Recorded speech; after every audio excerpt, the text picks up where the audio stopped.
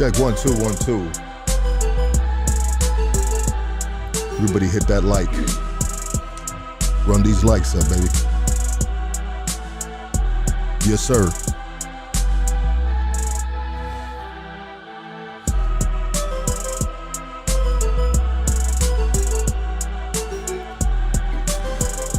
Making sure we loud and clear right here.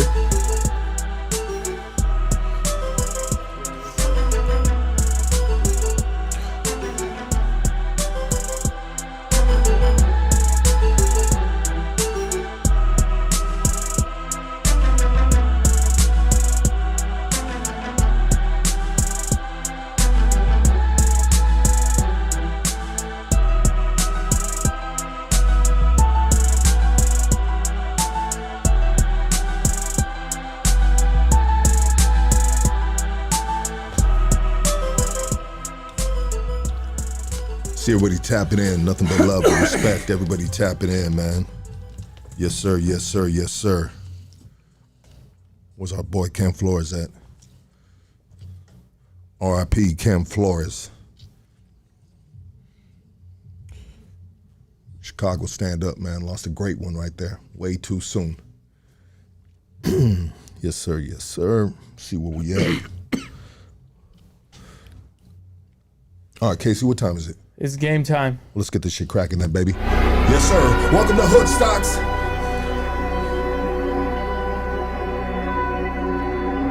Is it Monday? Yeah, Monday. Monday, baby. Woo! Hit that like, hit that subscribe.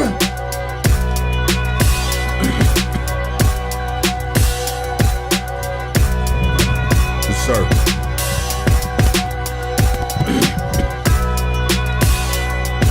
King Frankie 47, what up, my doe?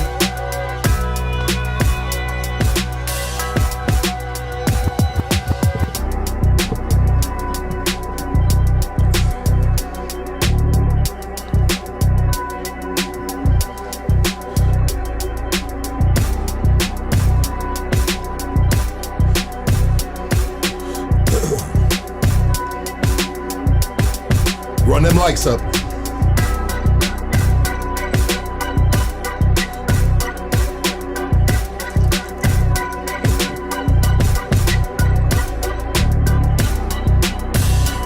That's right, Mark. Let's get it.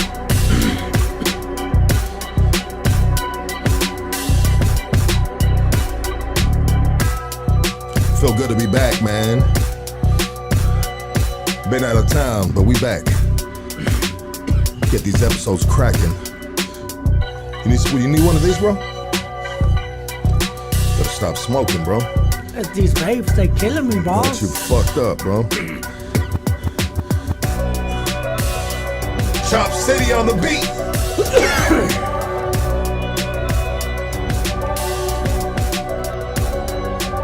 Yeah. Appreciate you, Roman. Thank you for the feedback.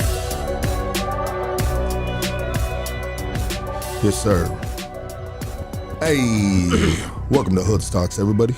Monday evening, the start of a beautiful work week if you got a job, and if you don't got a job, well, shit. I ain't gonna give you no shit because you're probably already getting enough from your family.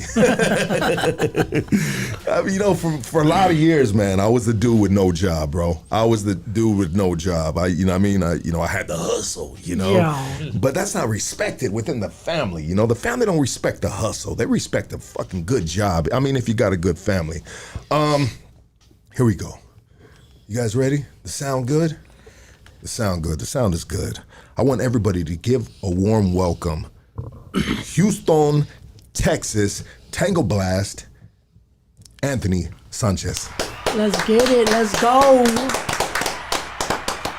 Man, brother, thank you so much, man, for not only pulling up, but flying in and for this interview right here, brother. Hey, man, it's an honor. It's a privilege. Like, once Mark told me that we're going to connect, I dropped everything and I said, man, I got to come pull up. Pull up game got to be official because this is major. Just to be on your platform, to be able to speak my story, to talk about my trials and tribulations of what I experienced inside the Texas institution on your platform, man, that's an honor to me. It's a privilege. I want to thank you, My first dog. and foremost. Appreciate, man. You looking sharp too, bro. You Hey. looking sharp, man. You got the grill, you got the glasses, you got the suit on. Yeah, it's it's to change the perception. In today's society, the way people perceive Latinos, we're gonna dress a certain way, so the laws are gonna target us.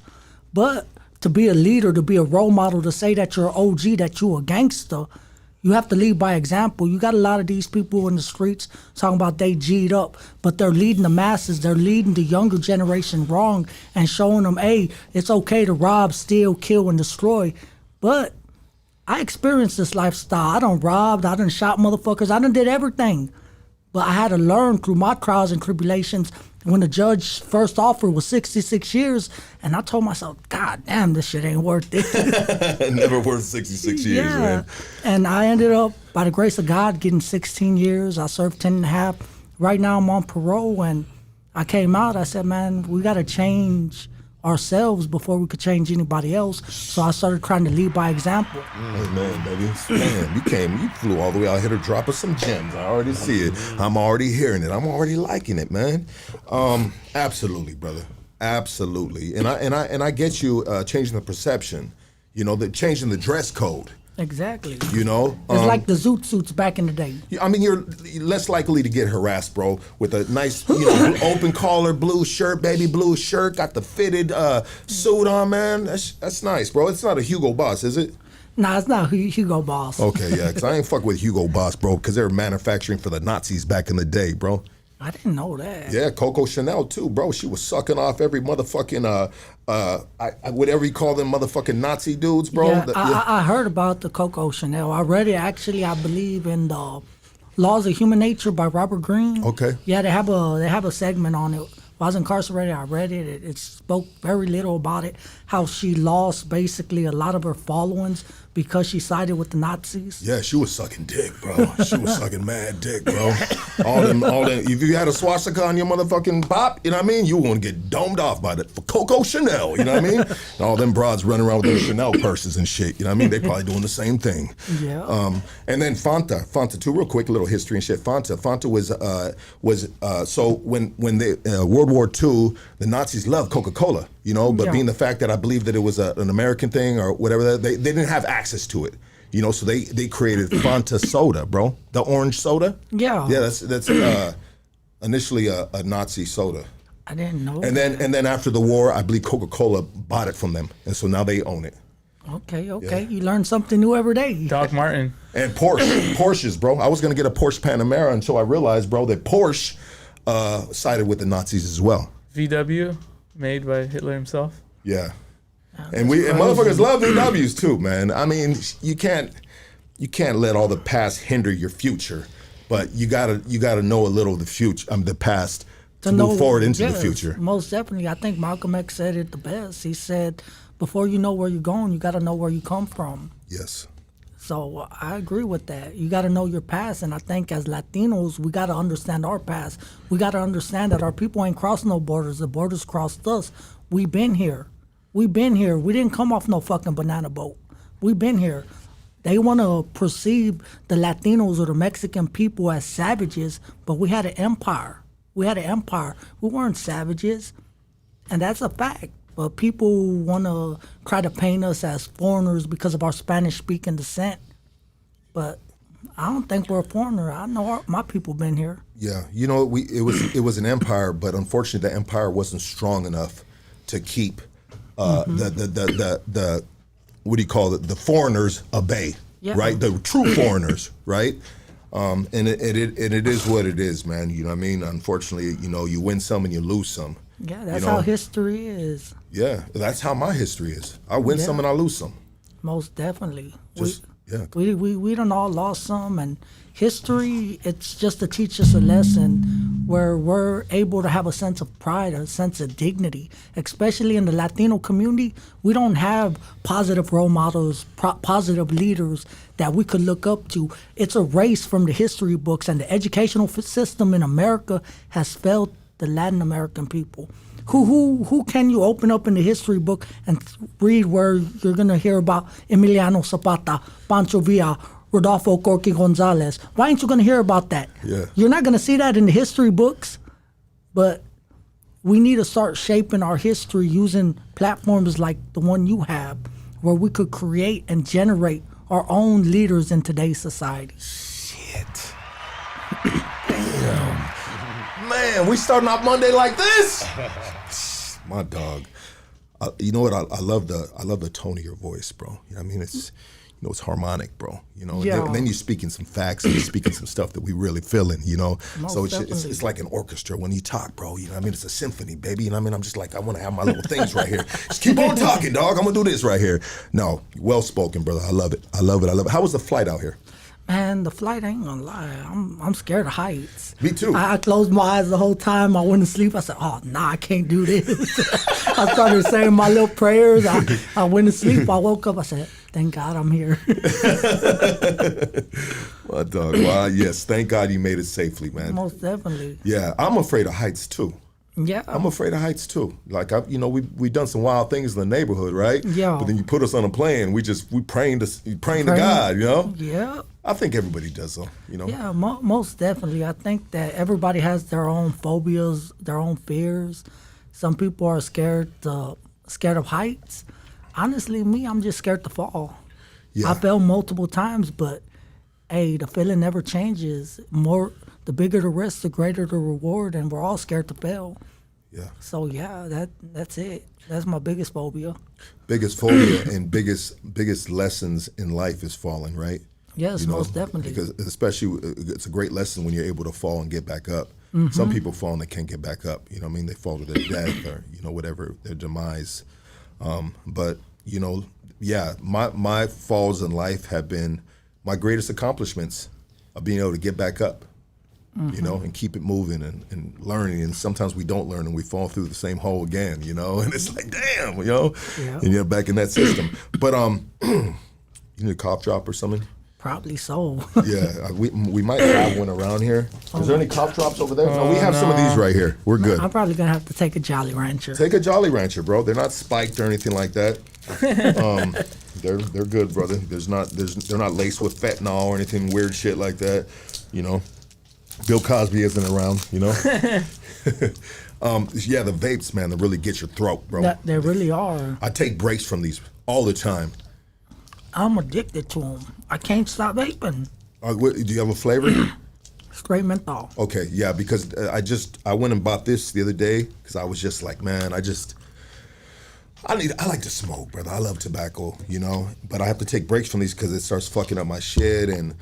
So I long story short, I went and got this, and I realized in California they have banned all flavors. So the smoke shops don't sell the flavors no more. You can just get like, this is like green or something like that. So it's similar to a menthol. Okay. Is it like that in Texas? Nah, they have all these flavors, and believe it or not, it's so hard to find a menthol vape in Texas. Yeah. Because you'll get cherry, vanilla, mango, and I'm not trying to smoke that. I want a menthol. Yeah. And I need to start coming to California more. Were you able to find the menthol here? Is that what you're saying? No, after you told me that, I'm going to go to a smoke shop right now after this. Yeah, you can get the green, and it's similar to a menthol. Yeah, for sure you'll be able to find it. Well, once again, thank you for being here, brother.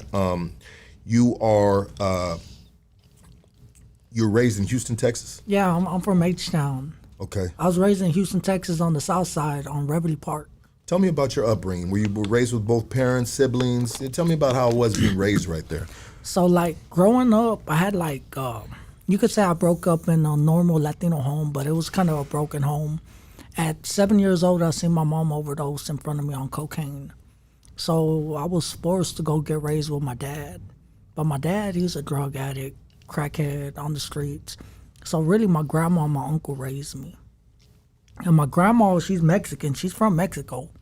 So she only knows Spanish, and my Spanish is kind of chopped. Because you could say I'm like a coconut. I'm brown on the outside, white on the inside. You know what? And you're the only one that's ever been on this podcast to admit that. I think a lot of Chicanos are, in a sense. Yeah. If you're not raised up in the motherland, Mexico, Yeah. you kind of we're all coconuts in a sense, even though everybody likes to throw that at Chicanos, raza right here all the time. You're a coconut, bro. So are you. Yeah. Cut it out. So, man, I grew up, and my grandma, she spoke Spanish. I didn't understand nothing she was saying. So I didn't know that we were staying in a bad neighborhood. And I would go out in the streets, and, man, you're going to see people pimping hoes. You're going to see people robbing, jugging. This is what they're doing naturally. So you could say I was like a hot cup of coffee. You set it in a room, eventually it becomes room temperature. I wasn't a bad kid. I had good intent, but I became a product of everything that was around me. So growing up, seeing like the gang activity, and gangs ain't just real big in Houston like that, what people think. It's more like what neighborhood you're from, what side of town you're from. Are you from the southeast? Are you from the north side? Are you from the west side? We're not like really gang banging in the streets. If someone tells you otherwise, they got cap in their rap. You don't see people gang banging. It's like your hood plexing. Like, man, we're from Reveille Park, you're from Broadway, we plex up with you. You can't come in our section. Okay. So it's more like neighborhoods. And so within these sections, these neighborhoods, everybody's riding together. If you're black, Mexican, white. No, it's actually, people think that Houston is integrated, but it's really not integrated. It's a lot of segregation.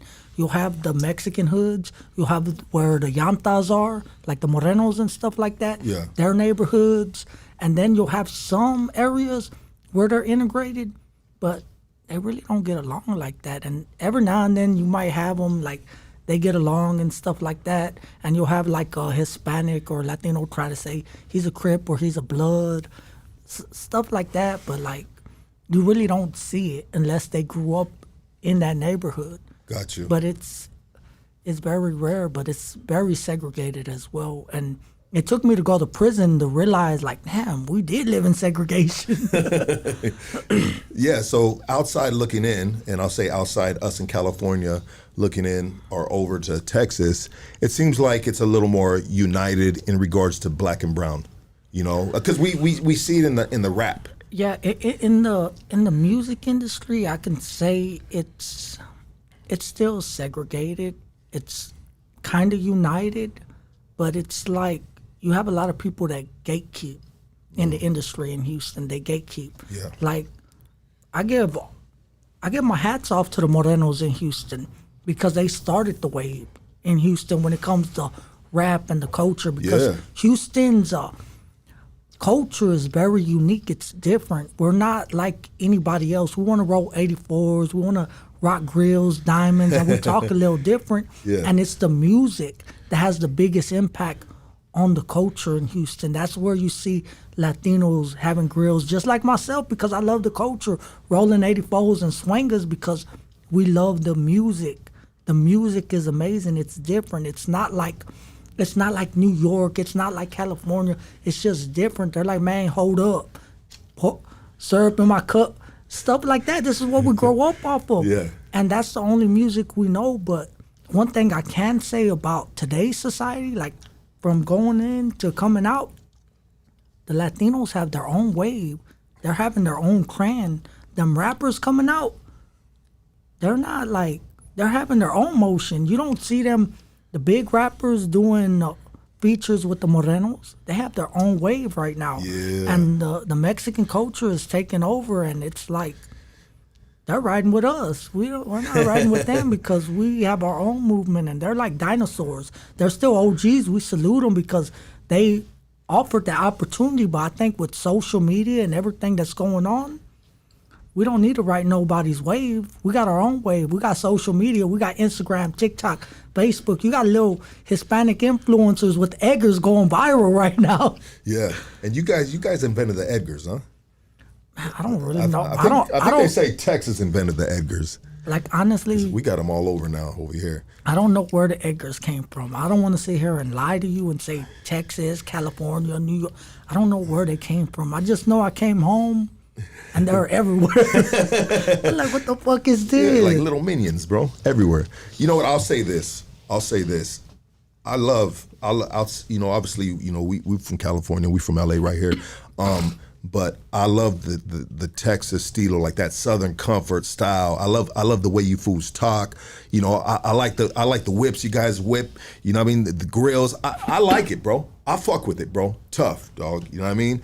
There's no hate from me to any Texas fools in regards to, because that's a movement, that's the culture, and a lot of people from California and a lot of individuals that have done it too, they think about it. Well, if we leave California, where are we going to go? But a lot of Chicanos, Mexicanos, Latinos, whatever you want to label yourself as, they're like, we're going to go to Texas. You know, we're going to go to Texas because it's appealing, bro, and there's a lot of Mexicans out there. There is, man. Look, Mexicans run Houston. We're the biggest race. Texas used to be Mexico. It used to be Mexico. 100%. Yeah. That's why I say we didn't cross no borders. The borders crossed us. Like, we used to be Mexico. Like, the freeways, everything out there, the Mexicans built it. We have old morals, but I think like the Mexican today, we're growing, we're awakening, and we're seeking our own identity. And just like Texas, so is California, bro. You know, we got Peso, we got, a lot of rappers that are making noise, and they're doing their thing out here. And finally, we have our own lane too, because just like you said, the blacks gatekeeping out here, the blacks been gatekeeping out here, and they be gatekeeping even tougher, bro, because of the gang banging out here, because a lot of, black hoods, Mexican hoods don't get, you know what I mean? Yo. So why you gonna let the enemy inside your house and let him eat, bro? Hell no, you ain't gonna let him eat. I ain't mad at the blacks about it either, bro. I love for the blacks, bro. You know what I mean? Straight up, dog. The LA blacks, those are our neighbors. Those are our brothers from another mother, you know what I mean? And it's easier to say this as we move into like 2025, you know what I mean? And now back in my day, like the 90s and shit like that, it was a little bit of different, bro. But it's great to see the culture change, and finally, once again, getting back to my point, seeing the homies out here having their own lane and finally able to make some money, because, homies that rap out here, like, bro, they like Lamborghinis, they like them European cars, bro, they like all that shit. We've been stuck in Honda Accords. Fools in the rap game out here been stuck in Honda Accords. Nissan Altimas, with rims. Yeah, man, but it's great to see it from California to Texas, 100% of the raza raising up and finally able to get that bag. Yeah, most definitely. Like, I gotta salute all the Latinos, all the Mexican artists coming out of Houston, because it shocked me. Because like growing up, I listened to like Zero, Crater Crew, DJ Screw. This is all we know. Yeah. You didn't have no Mexican artists. Right now, I come home, you got D-Baby, you got Mexican OT. Killing it. And you're like, where'd they come from? I love Mexican OT. We blasted him a couple times here, just clowning, bro, about his titties or some shit like that. But we clown right here. We clown the homies right here. We clown everybody, bro. And it's probably got to him, and he was like, fuck them fools, you know what I mean? But I like the dude's music. I fuck with them. I think he's a bad motherfucker. That boy can rap his motherfucking ass off. Yeah. The way he spits with that Texas motherfucking, what do you call it? The twang? Or I don't even know. That whole stilo is hard as fuck, bro. And it's soulful too. It's soulful. It's got like, it's got depth to it, bro. Like you feel it. Man, he comes with a lot of energy. Yes. And I think like Mexican OT, the rappers coming out now, man, back then, like if you go look way back, this is my opinion. The only rapper that you heard being Mexican was SPM. Yeah. And then he got that fucked up case. So nobody's rocking with it. Like nobody's rocking with it. You got the dinosaurs trying to rock with it, still ride that wave. Yeah. But the God Honest Truth, that era's dead. Yeah. That era's dead. Like people know that shit's wrong as fuck. If SPM would have never caught that case, he'd be the king of Mexican rap, bro. He would. Those bangers, bro. Those old school bangers. I mean, the dude had it. He was a lyrical genius. Like I love his music. Them but fucking cadences, those flows, like. But he caught the case, bro. So it just he cut his dick off. Yeah, and guess what?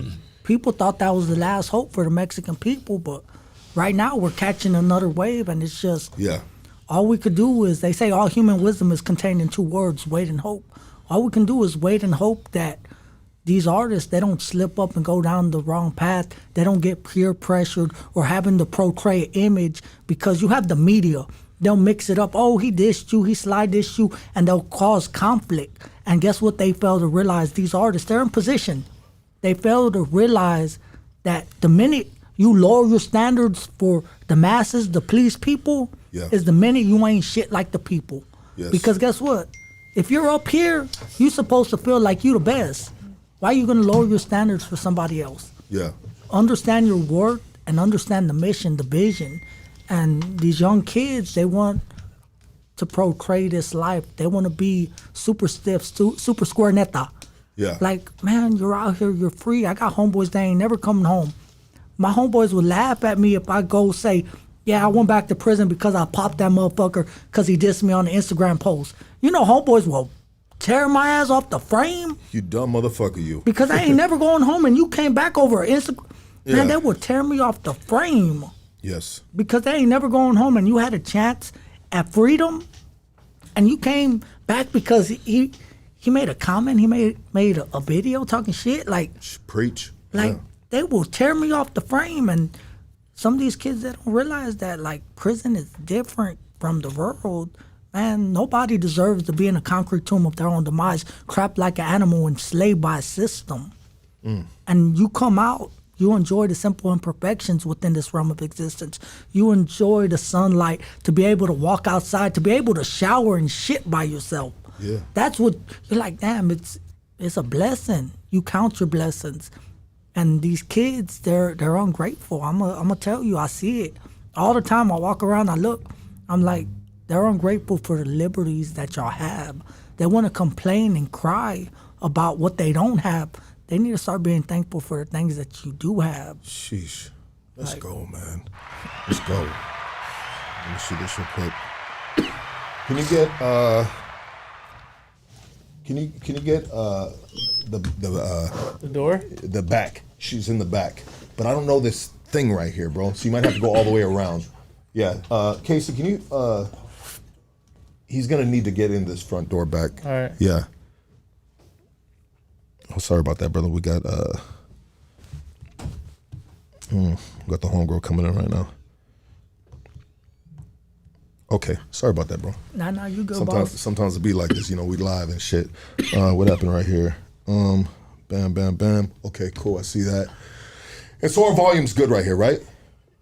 I just sent you a cable that we should probably try, because it's a little bit lower. If you could raise you guys' levels a little bit, and I was just waiting for a good moment to tell you guys, but yeah, I think that we just need to try USB-C cable to USB-C. Okay. For sure. Okay, bam, we good. And so being raised with grandma and with your uncle, how was that, bro? I could say I had 3 older brothers that like raised me. Yeah. As well, but I could say, like, man, they tried their best. Like, they're regular Latinos. They work. They taught me a lot of morals, a lot of ethics, a lot of respect, to respect my elders. I could just say that, man, I went down the wrong path. I started chilling with the homies in the hood and thinking, like, damn, like, I don't got a mom. I started using my circumstances as a crutch to be like, this is why I'm gonna go smoke weed, I'm gonna pop a bar, I'm gonna sip lean. I started using it as a crutch. Yeah. And I think my biggest breaking moment in the hood, I think I was about 11 years old. And I had a homeboy, I went to school with my best friend. And he calls me, he's like, man, they fucking with me, right? So I get my little mongoose. I said, man, who's fucking with you? I get a screwdriver out of my uncle's toolbox. So I go, I go right over there. Ain't nobody gonna kick us out our hood. This our hood, you feel me? And I think that was like the biggest experience for me that caused like a lot of like conflict, because I went out there and I ended up stabbing the fool with a screwdriver for little homeboy, and I didn't understand that this motherfucker was a gang member. Yeah. He was they call it, he was in our hood, he would rep Central Park or something like that. That's on the east side, that's a whole nother side. But it caused a lot of conflict, and homies from the hood, they like, nah, like this little homie, like, you ain't gonna fuck with homeboy, you feel me, Lil Anto, like, we gonna rock with him. And it created like a domino effect. It created a whole domino effect where I was like, damn, like I'm EA Sports, I'm all the way in the game. Yeah. So I think my upbringing was good because I did still go to school. I went to school faithfully. My grandma whooped my ass, I didn't go to school.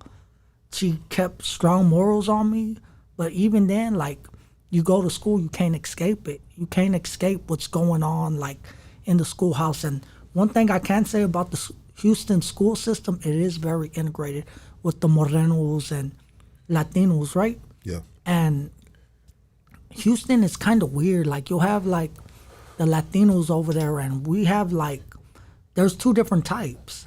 You'll have the ones that are, like, first generation, like, Mexican families, and they're more like the paisas and the mexicles. Yeah. And, like, the Mexican from Houston don't fuck with them, and they don't fuck with us. Yeah.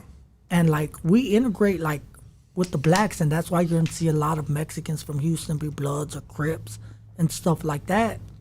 But you'll see that they're never fully accepted.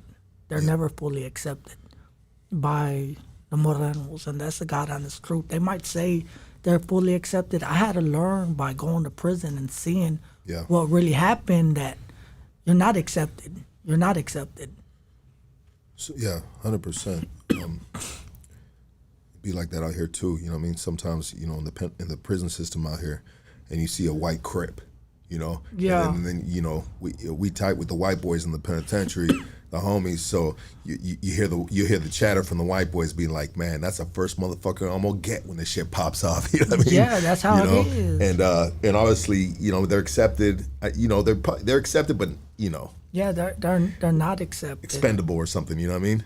And I think, like, but even then, like, you'll go, like, in the Southeast, you have something called 33rd Crip cartels. You got a lot of Crips out there. They call them 33rd, right? Then you have Southeast Crips and stuff like that. But then you go to, like, in Grand Oak Park, you'll have PBLs. You have PBLs. You go to the east side, that's where it's more Mexican. Like, you'll have, like, Brown Pride gangsters and stuff like that, Sureños and stuff like that. Okay. More, like, towards the east side. But in the Southeast, because it's, like, it's right on the border where we're meeting South Park. Reveille is kind of considered, you could say, like South Park, but it's really not. It's its own neighborhood. I think, like, SPM's first album was Reveille Park. Okay.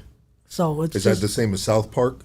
It's not, but people consider it Okay. because it's the railroad tracks cross it. Okay. And it's like you're right in the middle where it integrates. So you go straight to the school systems with the Morenos, and it's just, I could say, like, me growing up in the hood, like, I grew up having black friends, best friends. And then I went to prison, and guess what I realized?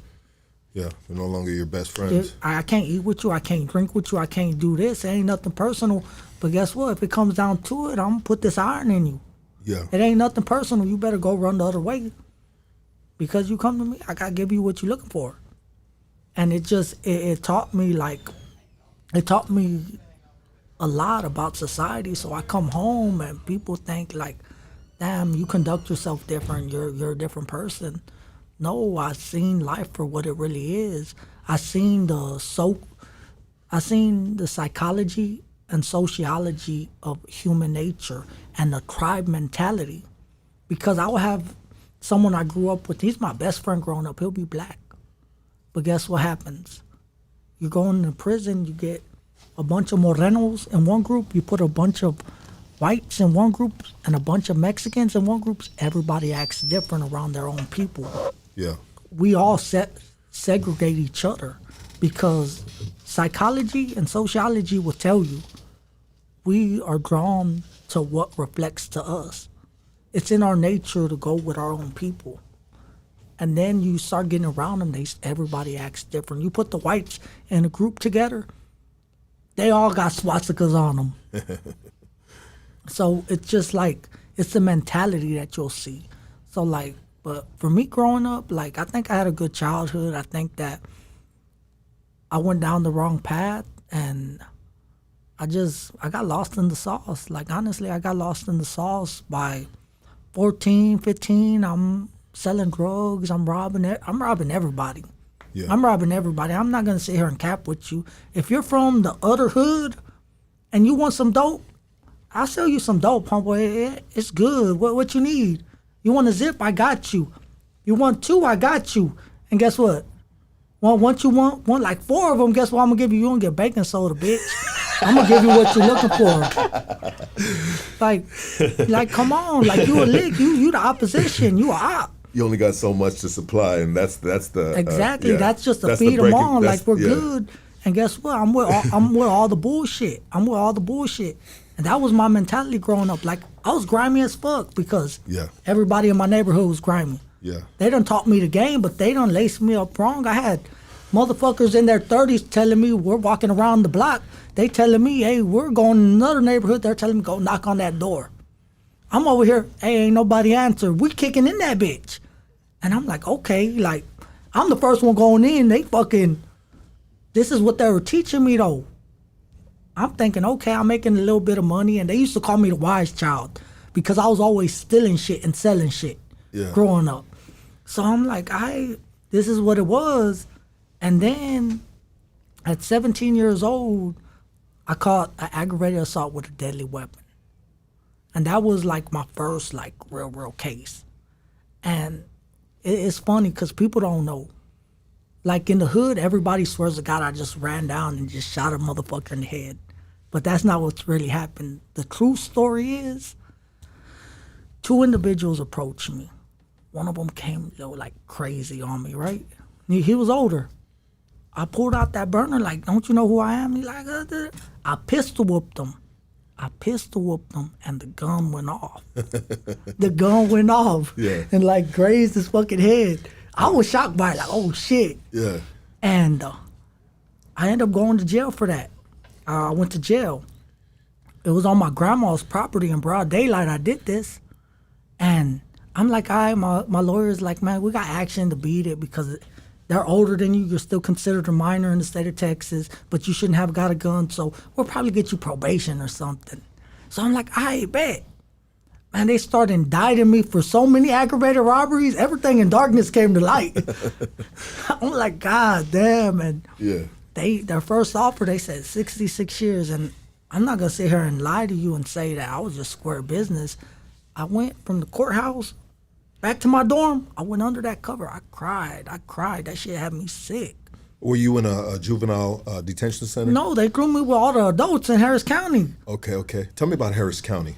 Harris County, I could say there's not a lot of gangs. It's not gangs, it's a free-for-all. It's renegade.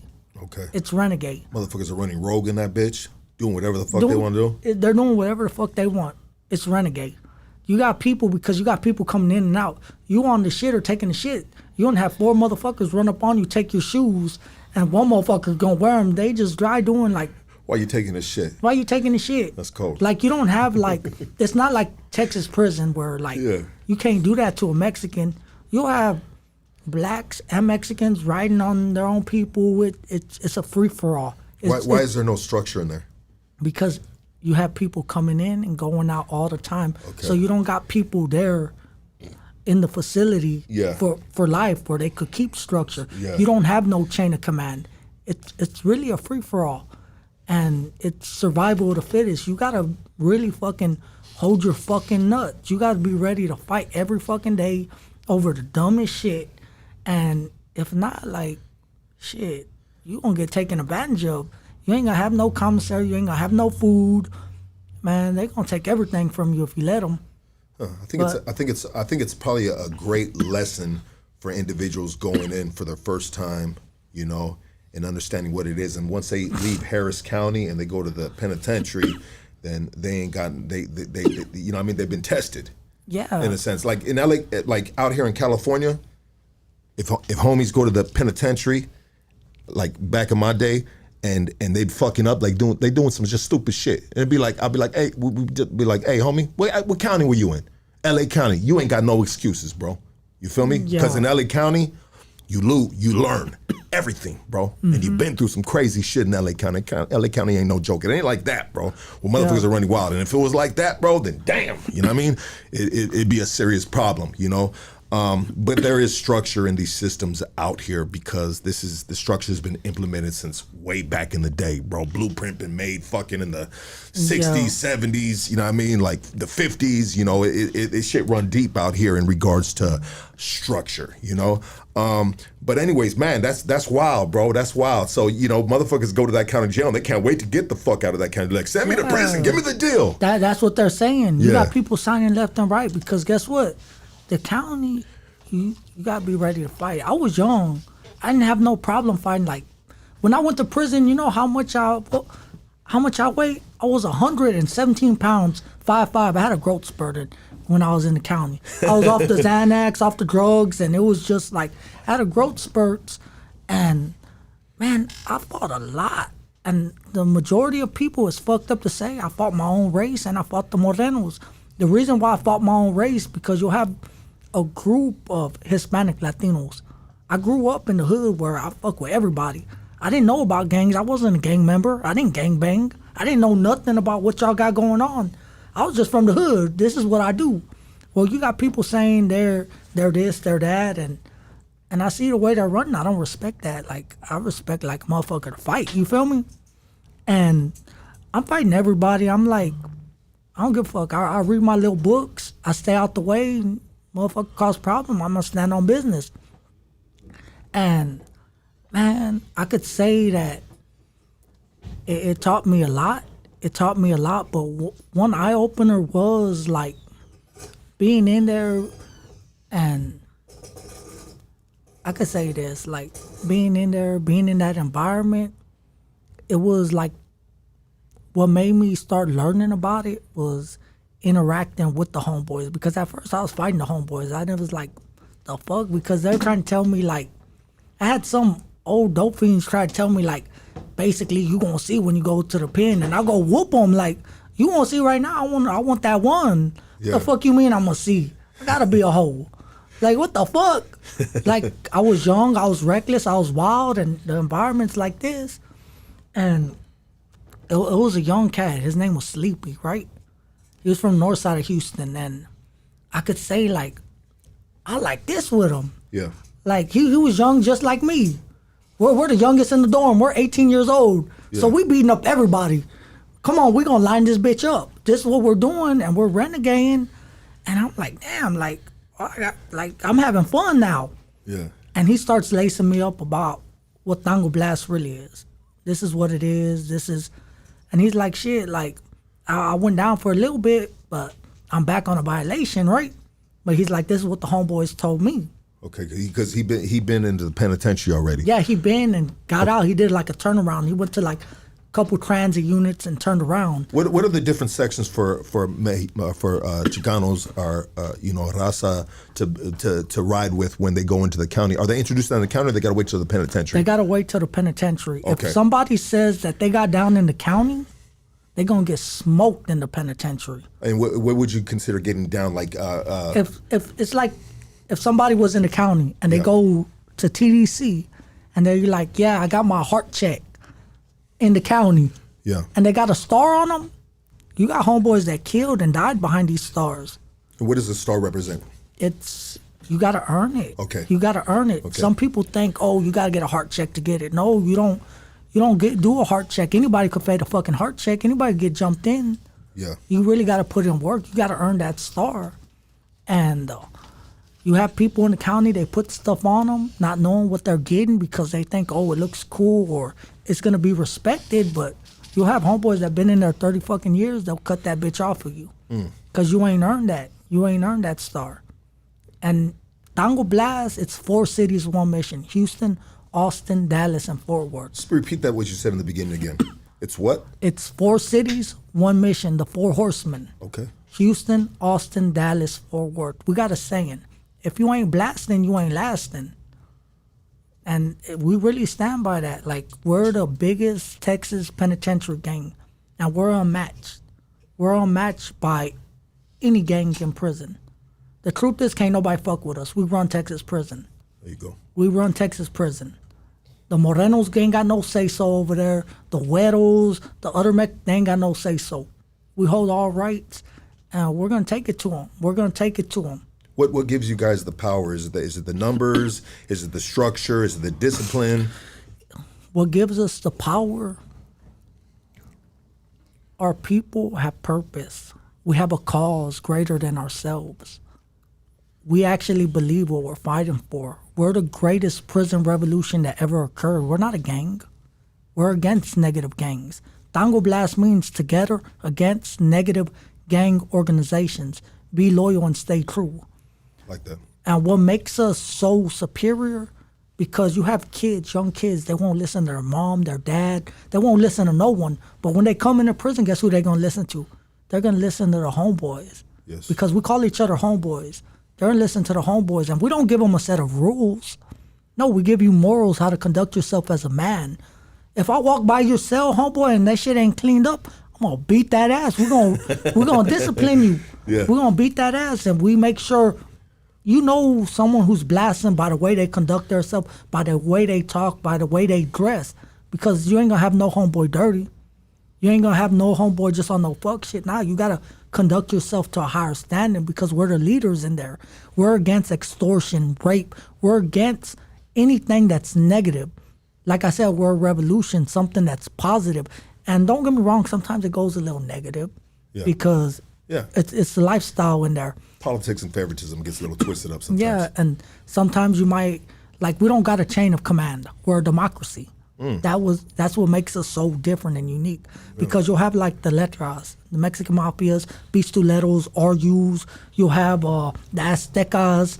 You'll have the Texas Syndicate. They got a chain of command. They go by lieutenant's ranks. We don't do that.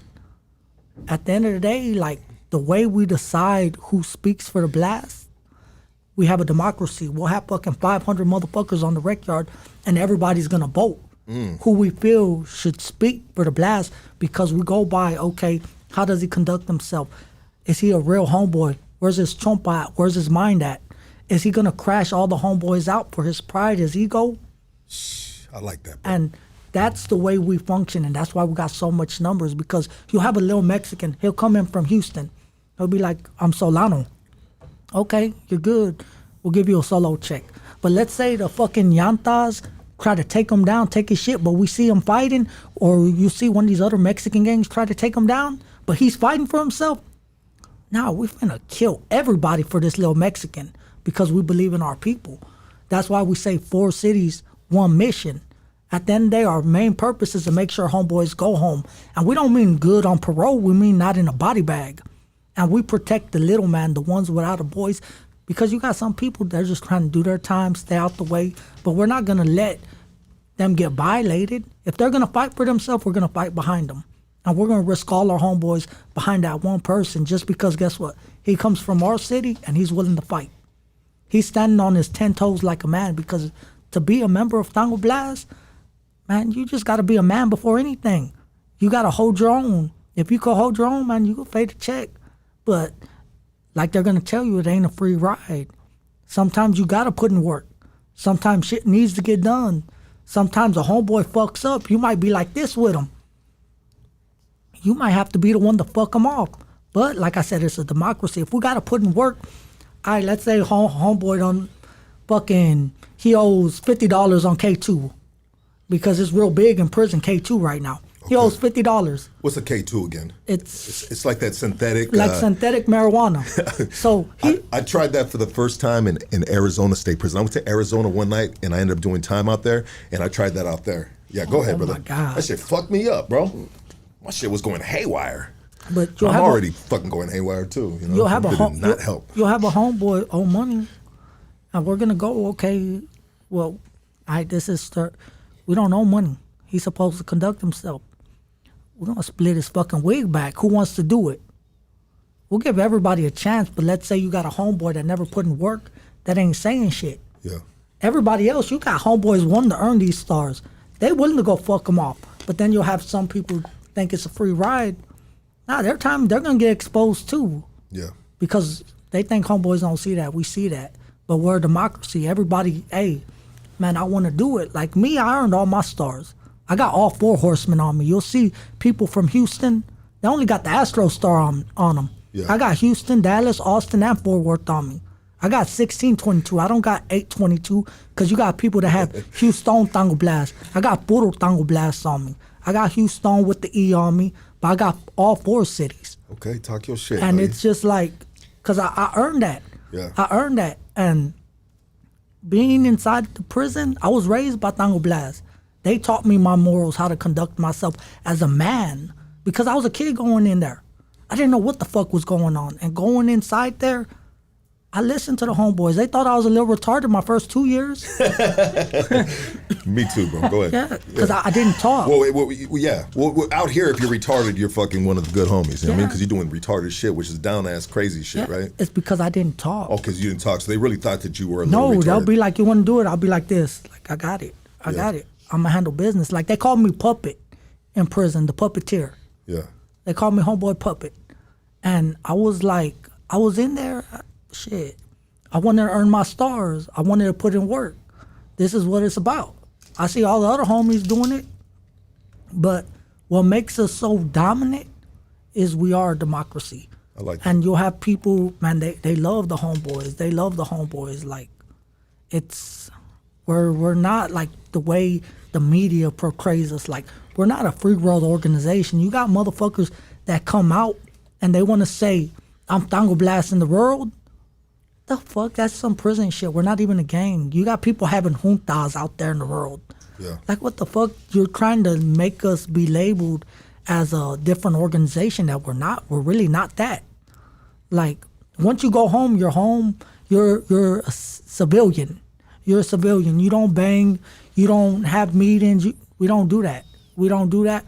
But the media, they want to say we're a security threat group. They're trying to label us that to seg us up. Because like the Famas in prison, they're all segged up in Texas prison. Like Mexican Mafia, TS, and stuff like that, they're all segged up.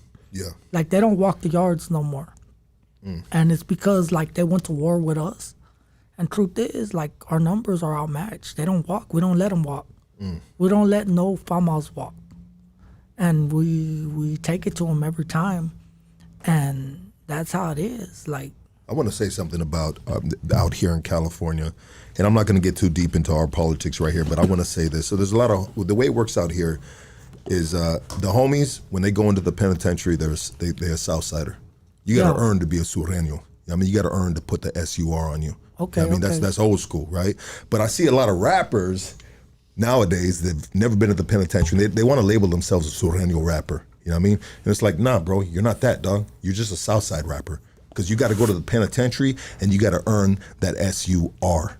And I'll just leave it at that right there. You know what I mean? Yeah. That's for any of you motherfuckers listening right now to hear some of these dudes right away. You're right about that. Yeah, bro, get the fuck out of here. No, bro, you just a Southsider, bro. You got to earn the SUR. But anyways, I'm not trying to promote that. I want you guys to stay out of prison and not have to do that. You know, live your best life out here. But you know what? I want to throw it over here real quick, bro, to my boy Looney right here, Hawaiian Gardens. That's right. What's up, everybody? So Looney was Good in the stocks. feds with you were in the feds Yeah, I with was these in bros, the feds huh? with the Tango Blast, yeah. Tango Blast. Sureño was in Tango Blast, tight in the feds, man. Put our back to each other, you know. Any issues. Yeah, Blast make money, man. For sure. Blast Yeah. make money, huh? Blast make money, homie. Yeah. Yeah, you make money with Blast. For sure. That's right. Yeah. So he was just saying that before you got here. He goes, "Oh, the homies. I've never been in the feds. I've only done state time in California. You know what I mean? And you know, thank God I've never done time in the feds, and hope to never do no time in the feds or state no more. And so Sleepy was putting you up on this, what you just, everything you just said right now. He laced me up and said, like, this is how it is. And I was fighting the homeboys. I was fighting the blacks. I was fighting everybody because it's Renegade. I didn't see no structure, but he told me, I'm like, damn, I like that. Like, because I was thinking prisons, like, if someone puts a shank in my hand, tells me go do that, I got to go do it. I didn't want to be a crash dummy. I already crashed out by myself. Me Why too. look like letting someone make me a crash dummy? Yeah. But when he told me it's like that, it's what's out your own heart if you feel it's right or wrong. Yeah. And I agreed with this because there's multiple times I'm like, I don't want to do that. I ain't going to do that. Like, I stand behind that. That shit's not real. I don't agree with homeboy getting smashed out behind that. That's chafa. Yeah. I don't agree with that. Just because this motherfucker got a shitload of dope and he spoke up on it, I don't agree with that motherfucker. That motherfucker can't buy me. I don't do drugs. Yeah. And, Because and that's the way it works too. It works the same way and all across the board, bro. Yeah. Right? The dude that got the power, that got the money. Yeah. The more money is, you know, right? And then you got these dudes that are addicted by the Yes, exactly. And that's they how gonna it do, is. and they gonna agree, and we call them sympathizers, bro. Yeah, they gonna sympathize, you know. And that's how it is with the blacks sometimes, because you'll have one motherfucker bringing in all the dope, and guess what? You got people that just gonna agree with him just because he got the dope. But we're a democracy. But the good thing about us, you have more people that have reason and logic and know right and wrong, because Being human is not in our nature to be animalistic. We're not like a lion where we're going to go and jump on somebody instantly. We see someone out in the street, we're going to go attack them. It's not in our nature. Our nature is, hey, man, hello, or be shy at first or something like that. That's human nature. Yeah. It's not in our nature. Being your true self, right? Yeah. Yeah. And opposed to putting up that, sometimes people say, fake it till you make it, Yeah. But I like that. I think I went in, so I know I hit Garza West at first. I hit Garza West. And what is Garza West? It's a transit unit. When people try to tell you they got down at Garza West or these transit unit, they got cap and they rap. You ain't no real homeboy, you ain't hit a unit. If somebody tells you they got down at a transit unit and comes home with a fucking star because you got a lot of people doing that shit, yeah, you ain't a real homeboy, you ain't never hit a real ID unit. Okay, and getting down is getting put on. Yeah, to the Tango Blast. Yeah, you got some places, the transfers, they're running checks and they think that shit's live because transfer units, you got people got 2 years, they're going home, 3 years, they're going home, but it's diagnostic, so you got everybody going through it. Like you'll have, like me, I went in there for 2 weeks, they shot me off. They shot me off because now you're going to your unit because you got more time than these people with 2 years. I could leave you for 2 years. You got 2 years, you're going to stay on a transit. But you got 10 years up, they're going to send you. Sometimes on some scenarios, they keep you on the transit for 2 years. Like my scenario, I went through diagnostic, Garza West. I watched how the homeboys interacted. They're interacting, okay? They told me, what you going to do? Like, when you hit your unit, you don't get down? I told them, like, straight up, I said, look, I'm not getting forced to do anything I don't want to do. I'm here trying to watch before I make a decision that's life-changing for me. Yeah. I'm a man. Before, I don't know nothing about gangs. I'm not going to say yes because y'all approaching me fucking 15 deep. Yeah. And I'm just going to be peer pressure. Nah, you got me fucked up. You suck my dick. I ain't never been peer pressure. Yeah. And they're like, okay, they respect it. But guess what? They still fuck with me. They didn't like fucking treat me bad or no type of way. Now you from H-Town.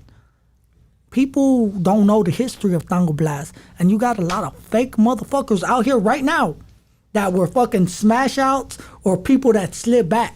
They talk about they slid back. There ain't no fucking sliding back if you earn this fucking star. There ain't no sliding back. You can't just say, I slid back, I went. How the fuck you slide back? You got a lot of people out here right now and they want to portray or tell a false narrative of the blast.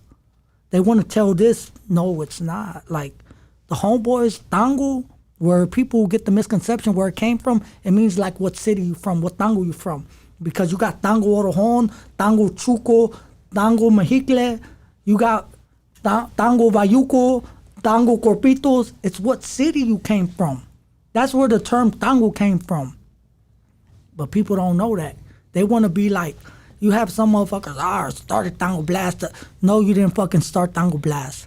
You didn't start it. You didn't start it. Don't fucking, motherfucker. No, it been around fucking since the 80s when the farmhouse walked. We're just Houstone. You had people from their own tangos everywhere. And that's how it was, right? We just got tired of seeing the bullshit and we rose up. And where it became Tango Blast, it came from an old movie. I forget the name of the movie. You ever heard of Tombstone, the movie? Yeah, I love that. And guess what they say? We're blasting the Four Horsemen? Yeah. That's where it came from. Okay. That's the real history. One of my favorite movies, So bro. when you have people talking about they started Tango Blast, there wasn't one person that started fucking Tango Blast. And if that motherfucker says that he sucked my dick, he full of shit. Yeah. Because guess what? We're just homeboys. You my homeboy. We from the same city. You my homeboy. I ain't gonna let nobody fuck with you. You my homeboy. Yeah. And that's how we started. And then we started seeing that, guess what? They want to fuck with homie. We started rising up against the Texas Syndicate. That's how we started. Where it became the blast on it, we got an idea from the movie where they're like, we're blasting. Yeah. That's, Tombstone. Yeah, and that's where we got Tango Blast. I'll be your Huckleberry. And yeah, so, man, I ended up hitting Willacy in 2013. I was actually locked up with Juan Gotti. Juan Gotti testified everything I'm telling you. You know Juan Gotti from H-Town? Is he a good dude? He's a good dude. Okay. He's a good dude. Yeah. He's a good dude. He's like, He's a dude that I should one day have him on the podcast. yeah, like Okay. you can't say nothing chopper about him. I Okay. can't say nothing chopper about him. He's a good dude. Well, people will say the relationship with, you know who, SPM. he been going in on SPM. He has been, huh? Yeah, look, Yeah, in 2013, he told me the same thing he's telling everybody now. And I think he just kept quiet for money, honestly. I don't know his position, and I don't know how he feeds his family. But I know in 2013, when I met him when I was locked up, he met me as a youngster, 19 years old. And he was in there with you too? Yeah. He's a Tango Blast too? No, he's not Tango Blast. He went in there Solano. Okay. He went in there Solano just doing his time. Okay. You had a lot of people try to be like, he's this and that. He's like, nah, like, I'm just a rapper. I just rap about the culture. People respected him. He drew boards and stuff like that. He tattooed his ass off. Okay. Everybody fucked with him like, But he even said it in 2013. So he got love from the Tango Blast. Yeah. Yeah. Like, man, we fucking, look, Juan Gotti from the Southeast. He from Edgebrook. Okay. And where's Edgebrook at? Is that Houston? It's in Houston. Okay. Man, fucking, when he pulled up to the unit, you had the RUs trying to say that was they homie. You feel me? What's the RUs? Rasu Nira. Okay. And what is their like, what is their representation within they're Mexicanos too? They're Obviously, Mexicano, right? Yeah. But they're FAMA. They got chain of command. They report in the world. Got you. Like, the Blast don't report in the world. They report in the world. Okay, so what they do in prison rolls over outside. Yes, basically, like, they'll go kill your family. They'll go kill your kids. They do stuff like that. They do extortion in the world. I got you. And they try to say that Juan Gotti was their people. I tell Juan Gotti, like, shit, like, you that? He's like, nah, I'm Solano. I don't rock with no one. The Blast, we done told the RUs that, guess what? Y'all ain't got no fucking say so. We run this bitch. Yeah. He's Solano. He came in Solano. That's what the fuck he is. Y'all not gonna walk the unit. What y'all wanna do? Yeah. You only got about 13 of y'all. You got fucking 500 of us. What you think they're gonna do? Yeah. And it was just a youngster trying to speak up on something that didn't know nothing. Yeah. That just probably heard one of his old songs that he gave him a shout out that tried to label him this. Yeah. But he was just a Solano. Juan Gotti, he's a good dude.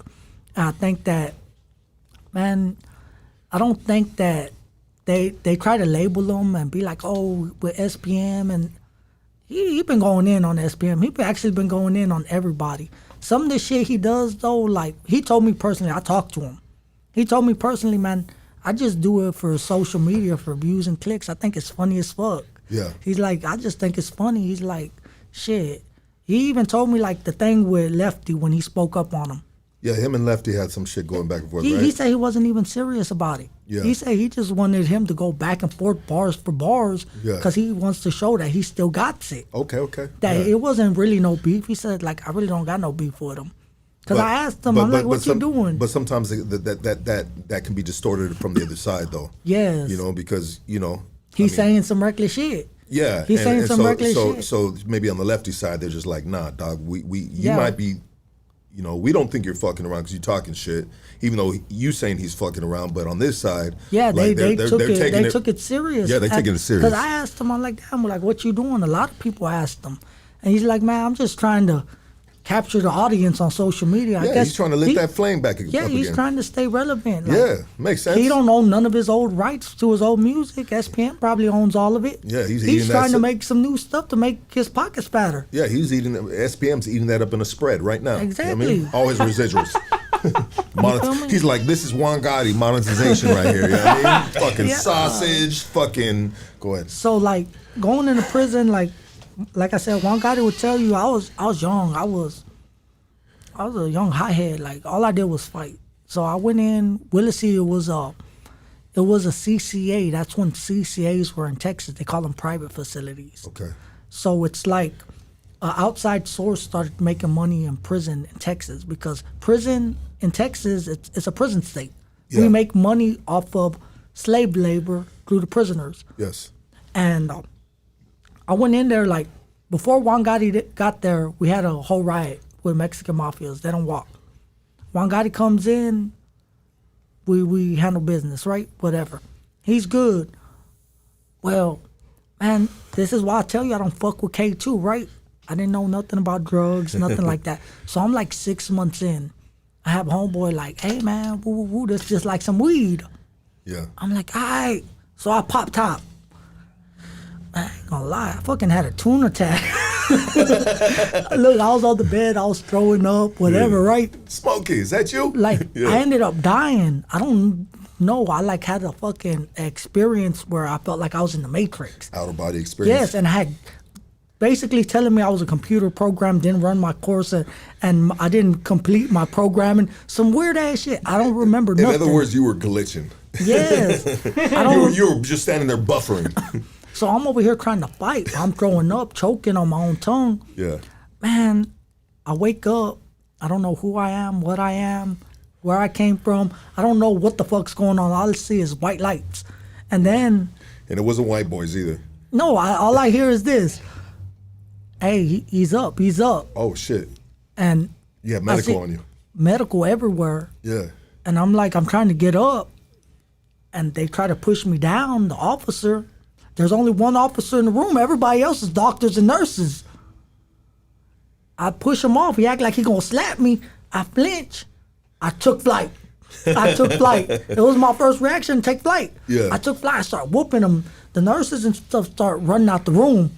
I'm beating this hoe up. So I guess the other officers come, like, I don't know what the fuck I'm doing. I'm just like, I'm panicking, like I'm whooping this hoe. They start whooping me. I'm fighting all of them now. And they take me to the back. And I ain't gonna lie, I got the worst ass whooping in my life. Yeah. So look, I don't know what's going on. I'm in handcuffs, my wrists are bleeding, and they're beating the fuck out of me. And in my mind, I don't know what the fuck to do but scream while I'm getting beat the fuck up. Yeah. Because I'm leaking from everywhere now. So I'm screaming like, ah! Top of my tongue, they're like, shut up, shut up. They'll bang my head against the wall. So I'll stop, and then they'll start going again. So I guess they got tired of it. They throw me in the hole. So I wake up, I start remembering everything. I'm like, fuck. So I'm all beat up. The warden's like, you done fucked up now. You want to do this to my officer? Woo, woo, woo. He ain't seen me yet. I'm in the hole ass naked now. Yeah. Because they done stripped me out, threw me in a fucking little hole. I look. So he comes to the window. I said, nigga, fuck you. I got 16 years. Bitch, you suck my dick. My fucking charge. Eat that shit up. I don't give a fuck. You know what he says? He says, oh my God. Get medical. Get medical. Because I'm so beat the fuck up. My head looks deformed. looking like the dude from Mask, the movie. Yeah.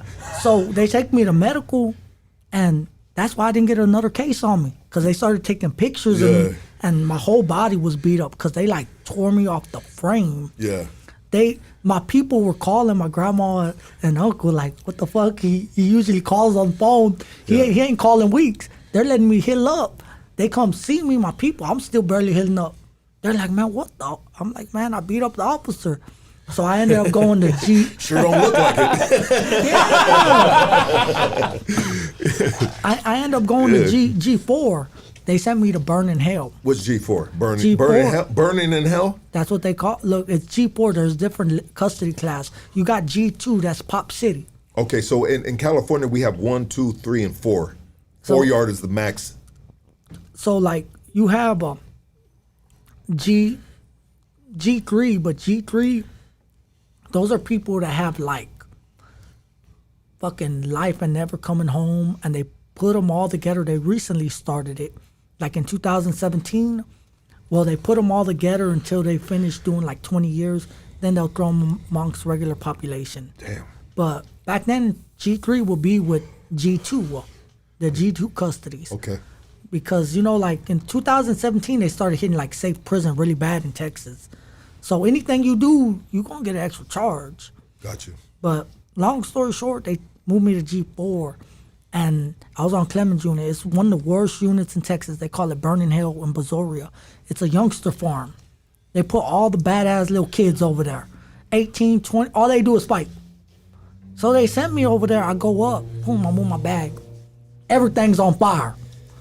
Everything's on fire. They got the mattresses, the trash cans, and then you got nothing but Nigerian officers over there. Just chilling. Why is it Nigerian officers? I don't understand. Because it's a private prison? And No, they moved me from the private prison in Raymondville to Brazoria, Texas, Okay. to a real ID unit. It's a red brick unit, one of the oldest prisons in Texas. Okay, so Texas is changing Nigerians' lives by giving them a good job. Yes. So, because on Raymondville was nothing but Mexicans. Got you. They sent me to a real prison. Yeah. And I'm like, okay, boom. I go, everything's on fire. I'm like, man, what the fuck? I'm burning. So I go in. So I go to the chow hall. G4 is you're on 20-hour lockdown, allowed out 4 hours a day. So I go out to the day room. They're like, man, what you is? Like, nigga, I'm blasting. You know what they tell me? They tell me, you ain't blasting here. You gonna be a chaba, nigga. Like, you gonna be a chaba.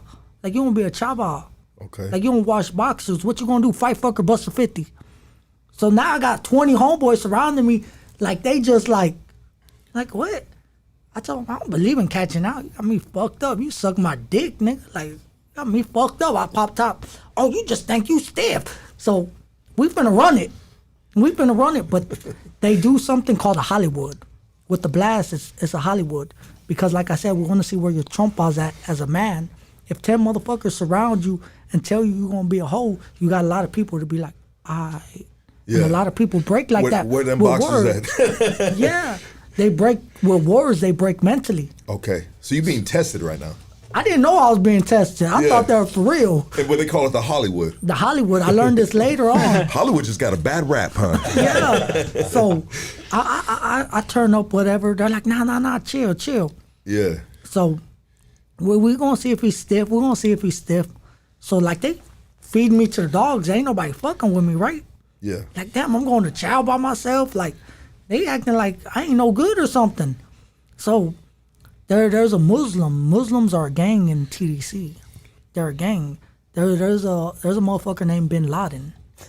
Bin Laden. He's like black and Mexican, but he's a Muslim. Okay. And he's like a Crip and a Muslim at the same time. I don't know. Yeah. Well, I guess because he was mixed, he told one of the blast, the SSIs, hey, homeboy, he got the star on him. He got this star on him. He's like, what's up, homeboy? But the 5 Deuce Hoovers use it as well. He's like, what's up, homeboy? Like, I'm fucked up right now. I need some toothpaste and shit, some hygiene. And it's in our morals. If a homeboy needs hygiene and shit, we're going to give him that. We're going to let our homeboys be dirty. So homeboy went, got a shitload of shit, gave it to him. He comes out of wherever he was at, like his little lockup comes to G4 because I guess he was getting transferred from Pop over there. It's around the time I just got there. It's like my second day there. He comes up to the blast. Motherfucker had some balls on him, right? He said, look, I ain't gonna lie to y'all. I acted like I was one of your homeboys to get free hygiene. And I'm willing to pay whatever. Yeah. Y'all line me up, I'm gonna pay whatever. This is Bin Laden. Yeah, he talking reckless. Like, he just told the blast this. And the Muslims, they're like, we're gonna ride behind him. Like, y'all ain't gonna touch him, we'll discipline him. And Bin Laden's like, nah, I'm gonna pay whatever. Like, fuck these niggas. Like, so I see all the tension. I go pull up, and I tell the homeboys, I'm like, shit, I'll whoop them. And one of the homeboys, his name Blue, he like, man, sit your little ass down. You ain't even certified. I like that you're real about it too, he tells bro. me You telling I ain't the real story. certified. Yeah. I'm like, what? Sometimes people leave that out the story. Yeah, tell me I ain't even certified. And then you got homeboy Chewbacca. He's like, oh, Chewbacca. Yeah. He was fucking. He's Did he like, really look like that fool? Yeah. He's like, let little homie get his chance to shine. And if he don't shine, we're going to take care of him and Bin Laden. Since he want to speak up on it. You going to go with Bin Laden? Yeah. So I'm like, all right. So boom, we go to the chow hall. He's like, man, y'all go to the back. You got the Muslims over there. Hey, you got the homeboys right here. I ain't gonna lie, I split that nigga wig back. 3 hits, I split his shit back. Boom, he drops. And I don't know how prison is because I was in the county so much. And then like my first incidents in TDC was with Mexican Mafia. I hit everybody on the ground. I didn't know if someone falls, you can't hit them. So I run to go kick him and homeboy grabs me, hey, calm down, like, you're tripping. I'm like, man, what? They're like, go. So I got blood all on me. Yeah. Boom, I go. Bin Laden, he's all acting like he's all beat up. We end up going on lockdown, right? But before we went on lockdown, everybody's in the day room right now because they're waiting to get racked up. So I'm walking up the stairs. Boom, I made it through. I'm like, damn, I ain't getting locked up. So the officer tells me, you blasting? I said, yeah, I'm blasting. He said, get up in there. So I go, look. Man, they don't put the biggest Mexicans on me. I don't see two Mexicans. Man, they ran my check. Yeah. You did good. Fake that heart check. So boom, boom, boom, boom, boom, boom, boom, boom, boom, boom. We go on lockdown, whatever. And I was good after that. Like, How the correctional officers, bro? Do they favor to a certain ronfla, like to the Tango Blast? I mean, who do they? I mean, because correctional officers sometimes individually, bro, they'll always favor to a certain section. Sometimes, I mean, they got your guys' respect, right? They know not to cross the line with you guys. How does the correctional officers move in there, bro? I could say it's more about money. It's very corrupt. The officers are very corrupt, but they're going to work with the Blast because the Blast is paying them. They're going to come. You got people that willingly go work in TDC just to come up and tell us, hey, I'm going to bring you this much cell phones. I need this much money. Yeah. I'm going to bring you this much dope. Where the fuck you think we getting it from? We're getting it from the laws. They're bringing it to us for some money. Yeah. And we're fucking flipping it. Like, the laws, they favor the Mexicans. They favor the Blast. On certain units, you'll have certain COs that run with the Morenos, like the Bloods or Crips. That's their officer, right? Yeah. But it just depends because they be cupcaking. They be like, oh, that's my girlfriend type shit. Like us, like they be cupcaking. That's their girlfriend. Like they be trying to fall in love with these female officers. Yeah, yeah. Us, on the other hand, it's all money. It's all money. Like you'll have a Moreno. He's all in love with this fucking female that's about 300, 400 pounds. That he loves her. Guess what? You want to make some money? We'll go up to the Morenos. You want to make some money? Tell her bring us some cell phones. Bring us some dope. Yeah. And they gonna do it. Yeah. They gonna do it. We're gonna break them off some dope. We're gonna hit. And that's how we just we do business. But they favor. I could say there ain't no just one race they favor. It matters what unit you're on. But the Blast, we run everything in prison. When it comes to drugs, anything, we run it. I want to say this, bro. I want to say this, and I've said this a couple of times in the podcast. I want to give a shout out to cool ass correctional officers, bro. Straight up. I've had some correctional officers, man. I've been in the oil, bro. And all of a sudden, I'm on the table, my back against the wall, and pop! It scared the shit out of me one time. And I look back, and he was like, "What's up, fool? Why you get scared? Why you flinch?" You know what I mean? And all of a sudden, kick the door, and bam, there goes some tobacco underneath them doors, dog. Bro, shout out to the correctional officers. They do their job right, in a sense, you know, and that's just them getting along with the population and being cool, man, you know, and understanding, you know, if the tables would turn, what would you do, in a sense, you know what I mean? Yeah. Because there's some cool correctional officers. Nah, there really is. There really is. And the bad ones, whoo, in California, bro, hot. They get got, bro. They get got. They do some dumbass shit. They shake down they doing some dumbass shit, bro. I've seen it, bro. Calipat 4-yard, bro. I mean, there was this dude that would come by and he was just a dick, a white boy, bro. And we were on lockdown. They do a shower movement. One of the white boys comes out, bro, you know, and fucking grabs that dude by his forehead. I watched it in front of myself. Grab him by his forehead and slits that motherfucker throat, dog. That motherfucking white boy that was harassing all the cells. Hey, take your sheet down. Bop, bop, bop. Just being a dick, bro. You know what I mean? The whole fucking block erupted.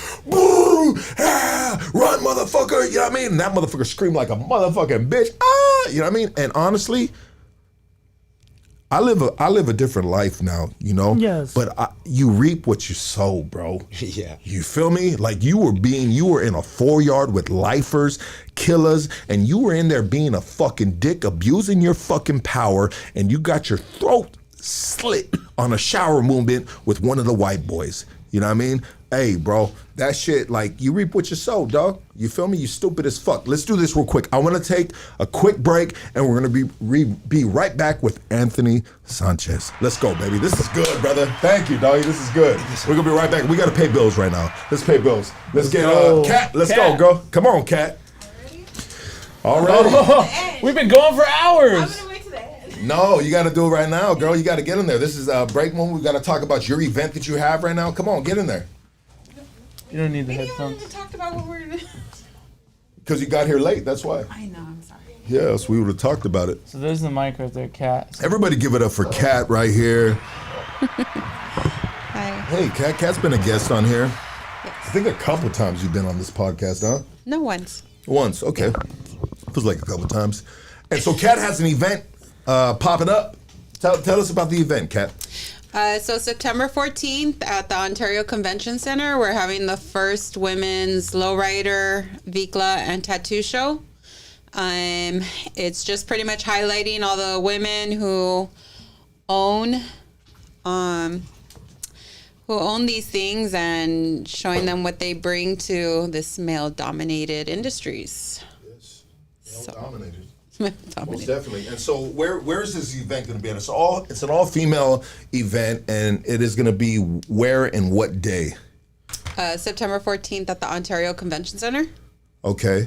And so that's pretty cool, man, that you're going to have all female, like, lowrider clubs, motorcycle clubs, Solo tattoo riders. artists. Huh? There's also solo riders as well. Solo riders Yeah. as well. Shout out to them broads, too. Them broads. You don't, broad's not a good word. No, you don't like broad, do you? No, I don't. No, okay. Shout out to those beautiful women. There you go. Yeah, you go. I want to be respectful because we Thank got you. Kat right here. Appreciate you. Shout out to all those beautiful women, and you got tattoo artists that are females, like Yeah. everything, right? Social media influencers. You're gonna have the works right there, Yes. you know, and there's gonna be a lot of good-looking women there, and so We that's have gonna some be celebrity guests as well. yeah, and it's gonna be a great attraction for dudes to go there and support the women of the city. You guys. Yes, absolutely. Yes, I like Talking it. to I you like guys. it. I like it, and we support it. Yeah, and so how do they get tickets for it? What's the cost of it? So right now we have pre-sale tickets for $25 on streetqueens.com. So you can register. There's only a couple spaces left for like lowriders because they're pretty much sold out.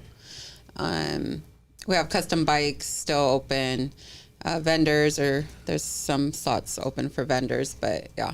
That's cool. That sounds like it's going to be a really, really good time. Yes. And I'll let you guys know that right now that I'm going to be pulling up, you know what I mean, to be a part of the festivities and to support the homegirl Kat right here. Kat right here is a solid one. I fuck with Kat on a level, just on respect, and just she's one of the good homegirls out here. You know what I mean? So I love you, Kat. I love you appreciate you, and I support you. You know what I mean? And I see you doing a lot of women empowering events, and I get it, and I'm with it. You know what I mean? Thank you. You know, and just to let the person that just commented that that the biker clubs, female biker clubs, peace standing up, that is not a fact, bro. No. They do not. Girls that drive bikes do not peace standing up, dog. You know, I mean, that's just wrong. Or do they, Kat? No. No. we Okay, don't. thank you for clarifying. Well, buy a that. ticket and you can find out. How about that? Yeah, buy a ticket and find out. Yeah, are you gonna have a wet t-shirt contest right there? No, but we do With have men? some exclusive With men, models. yes. With gonna men. be- Exclusive models. Yeah, so they were. Exclusive models. We're not just letting anybody kind of, walk around and model. We're making sure Make sure you got the right some ones. exclusive. Yeah. Certified models. Sounds like a great event, really. Yeah, Casey. It maybe is. you It is pull up, amazing. It's bro. going to be amazing. I'm gonna be a food vendor there. Yeah. What are you doing food now? Corn dogs. Corn dogs. Oh. Glizzies? You're gonna be serving glizzies at the female event, bro. You sick fuck. Casey's the biggest pervert in this fucking studio right here, dog. Never trust the little man with the mustache and the hat on. You know what I mean? man. He's like, he act like he's your best friend. Like, you can change in front of me. I think I might be gay. Don't worry about me. You know what I mean? And all of a sudden he's got his dick out. You know what I A mean? FOMO-sexual? Yes. All right, Kat. Well, right. we're gonna be pulling up. Thank you. Yes, for sure. Thank you, and I appreciate your support. And I support you all the way. You do. Love hood stocks and Thank you so much. anything you need. All the time. So, Likewise. what is the website? Okay, so I can look it up right now. What is the website? Street Queens event. So Queens is with a Z. I'm Event? sorry, streetqueens.com. The okay. Instagram is Street Queens event. Street Queens with a Z.com. Okay, because I tried to put in Street Queens with the S and it took me to a different website. Let me see. Hold on, here we go. Let me share this with everyone so they could see it. Oh, there it is right there. Damn. you. Look at that right there. Yeah, Oh, I we know just the did homegirl a- right there. Yeah. Oh, I you know like it. Vanessa, of course. Yeah. She's in charge of all the lowrider. Yeah, and I know Eve. yeah. September 14th, 2025. Damn, they already got 32 days left, 21 hours. They're really doing it like that, huh? You know it. Cool, I believe man. that's a Sunday, right? That's It is a professional. Sunday. It's a Sunday fun day. This is open to Lock in your everybody to ticket come. now, guys. $25, dude. Early bird. Let's go. They'll be up to 40. That's so. not breaking the bank. Let's get these early bird tickets sold right now. And once again, what is the website, Casey? It's streetqueenswithaz.com. And is this something you're going to be doing annually? Is this the first annual event? You know what? I'm getting a lot of calls and a lot of Positive feedback? Positive feedback. We're going to be on K-Day Wednesday to talk about it with Cici Valencia. Yeah, Cici the Mamacita. We have Black China coming out to do a speech to all the women. I might be there for Black China, you know what I mean? Yeah. Want to lick her bald head. She's I think it's grown out now. I think it's It's ready. grown out now? Oh my God. Push over the pair of clippers so I can lick her bald head. All right, well, you guys buy that ticket if you want to see Lucky do that. We have Buy it right Mariah now. Avila performing as well. Oh, yeah, she's awesome. Yeah, She's amazing. Amazing. Yeah. Yeah, we're working on a woman DJ right now. So just there's gonna be a lot of good entertainment. We have the Aztec women dancers coming to do the opening ceremony. Yeah. So yeah, I mean, you guys will definitely be supporting the women of all these industries, and Let those girls know if they need another dude with a leaf in their genitalia I area. could totally see I you will too pull up, doing you that know what I mean? dance. I need a fucking banana leaf. I Dude with the think banana leaves are the biggest leaves you can have, right? Is it a banana leaf? Yeah, I think so. Banana leaf. leaf is a huge leaf, dog. It's going to cover my kneecaps, everything. But it's not even that big, Lucky. It's really not. I'm half Jew, bro. Let's be honest, you know what I mean? We're going on a tangent here, Kat. Sorry. TMI, I'm blocking it out right now. Block it out, bro. Block it out, and then remember it later, and just shake your head and say, "Fuck that dude." What did I do? Yes, no. All right, guys. Street Queens.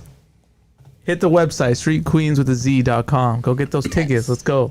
Thank you again. Appreciate you. Yes, absolutely. Thank you, Kat. Everybody give it for Kat, man. Let's go. Yeah, let's pay these bills now, Casey. Let's go. Let's go.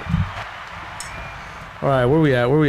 Shockaware, all right? Shockaware. It's more than streetwear. It's a culture of lifestyle, of individuality, and self-expression through clothes. We need you to go to shockaware.com and use code HoodStocks15. Shockaware.com, use code HoodStocks15. I'm telling you, they're killing it on social media right now. Their Instagram's so dope. They put out dope photo shoots. I think you could also get a limited edition hat that's only $1 on shockaware.com right now, all right? So hit shockaware.com, get that. HoodStocks15, baby. All right, you looking for some good quality cannabis? I mean, killer quality cannabis. Hit the folks at Killakush. They specialize in bringing you the best quality from OG to exotic. Let me tell you, they got it all, baby. All right, so hit them up at killakushcali@gmail.com or on Instagram, killakush.losangeles. And guess what? You could also hit up Drip Fits Apparel in the city of Whittier for the latest Killakush merch, right? And that's at 13800 Leffingwell Road, Whittier, California. Drip Fits Apparel, Killakush. Go support right now. Let's go. All right, where's this at right here? Let me bring this out to you guys. It's been a little while. Oh, Okay. yeah. Royalty honey packs. Here, hold that, Looney. Works right great. here. We just gave Love that it. pack to Looney. These are royalty honey packs wife for loves when it. he needs to go from I'm tired to I'm him. Okay, it's that easy, Looney. It's that easy, bro.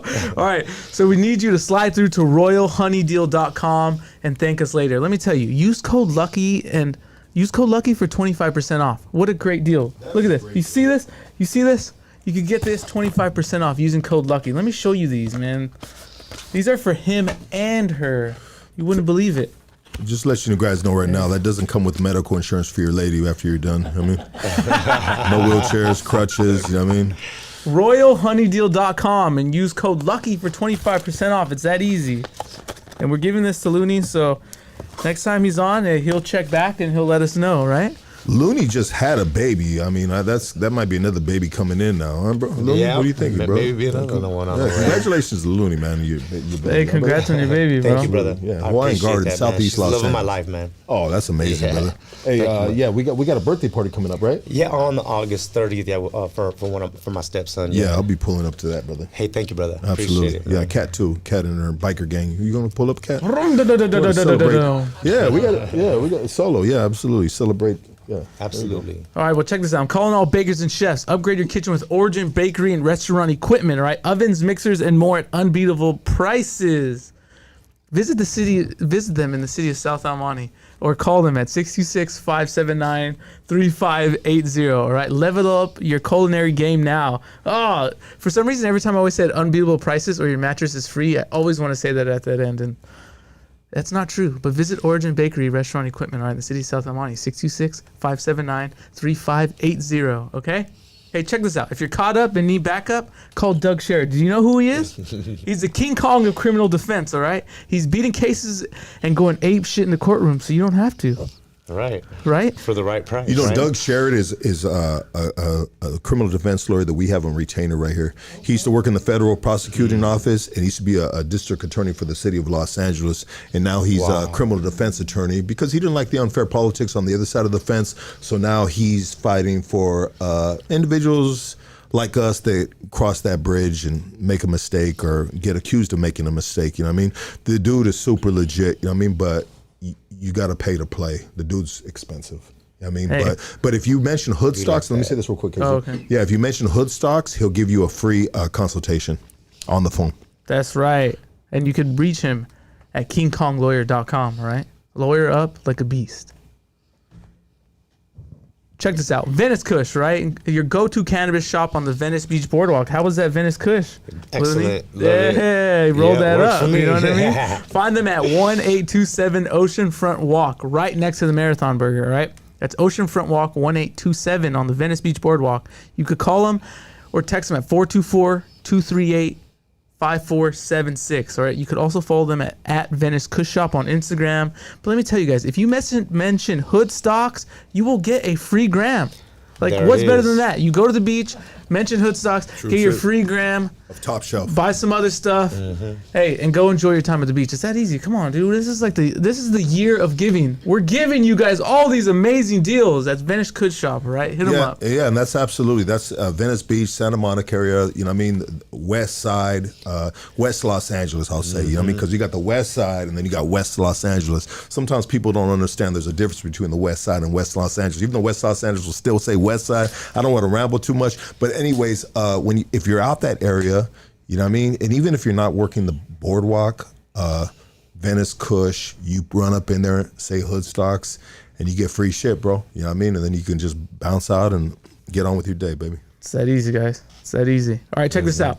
It's officially a buyer's market, okay? Home prices are softer than that means opportunity, all right? If you're a homeowner, now's the time to consolidate debt before your property value drops, okay? If you're looking to buy, get pre-approved so you can strike fast when the deal hits, all right? Andrew Quesada and his team at Prime Equity Mortgage work with 50 plus banks and have helped thousands of families in the last 15 years, all right? So please call them at 626-825-6565, or you can follow him on Instagram. That's Andrew QUEZADA.home loans on Instagram and TikTok, okay?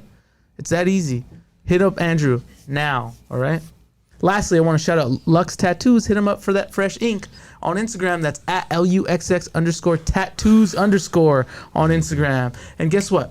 You could get all Hoodstocks merch at www.50racks.com. Yes, look at There it Looney is, right there, yeah. bro. Looney suited and booted, Oh, bro. you know what? Got my gear on, bro. I got some new shit for you too, Looney. Oh, man, Yeah, thank you, bro. Got a package Love it, coming bro. your way, bro. Big dog package. Thank you, homie. Yeah, go to www.50racks.com. You know what I mean? Place your order. We got a lot of merch right now. And I have a merchandise deal right now with the print house, man. And we're pumping out merch like really, really easy now with this arrangement that I have with this printing company, The Print House.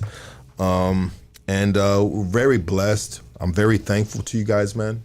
Don't play with it. Let me flip my hat around real quick, dog. Oh, look, I got a little hair right there. Look at you see them braids popping in? You probably gotta get some of that black.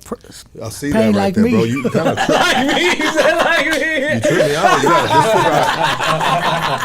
You know what, bro? This fool got a spray painted head right now, bro.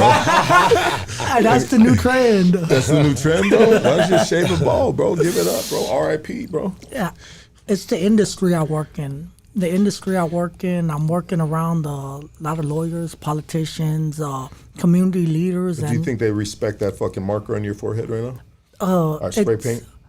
It's more to try to change the image. I think that Because you don't want to be bald. Yeah, so you because gotta, I got tattoos all over my head. If I shave it, I got a okay, dome I feel piece. you, bro. And I'm not trying to make a clown you or make a joke out Yeah, of you. no, It no, is no, kind of no. funny, bro. Nah, You know what I mean? think it's funny. Yeah, no, because you made a video about it, bro. So I felt at liberty, bro, to be a little funny about it, bro, because you actually made a video out of it and you said, hey, I'm getting a fade and I'm getting spray painted. You know what I mean? And he had the dude spray paint his forehead, bro.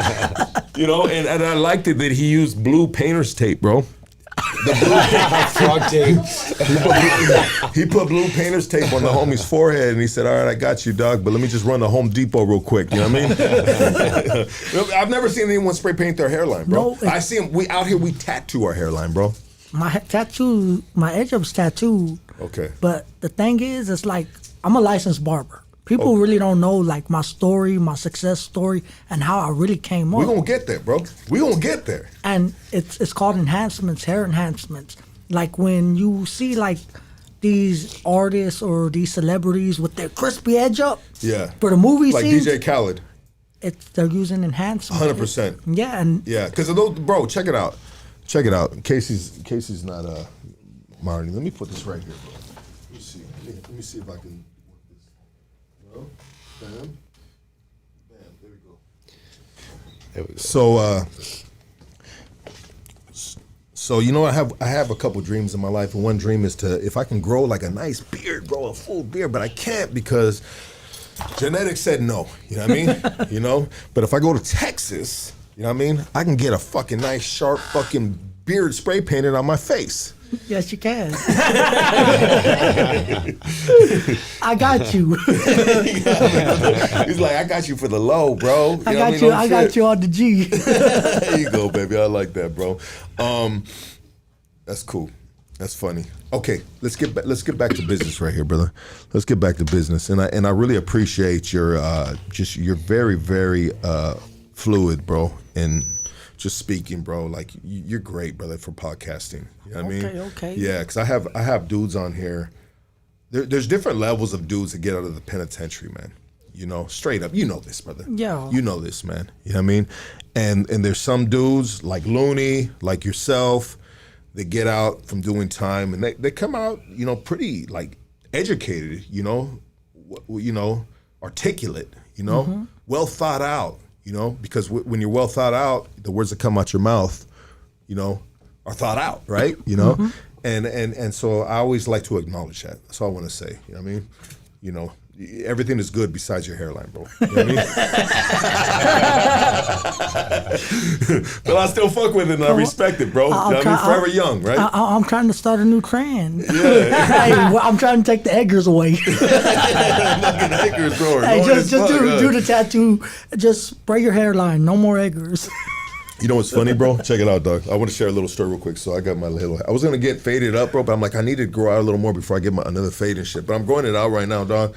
And I realized I got a lot of grays. I mean, I'm not real thick right there, you know what I mean? But so when I went to like, I'm having my head tattooed again and shit, and I'm telling dude like, do my hairline, bro. You feel me? You know? And he's like, are you sure you want it done like that? I can do it like this. And I said, bro, check it out. Draw it on my forehead how you would do it, bro. You know? I told this tattoo artist, and so he gets his marker, he gets his ruler, he puts it on my forehead, he puts it this way, he's getting the measurement and shit. And then what he does is he does this straight across like this, bro.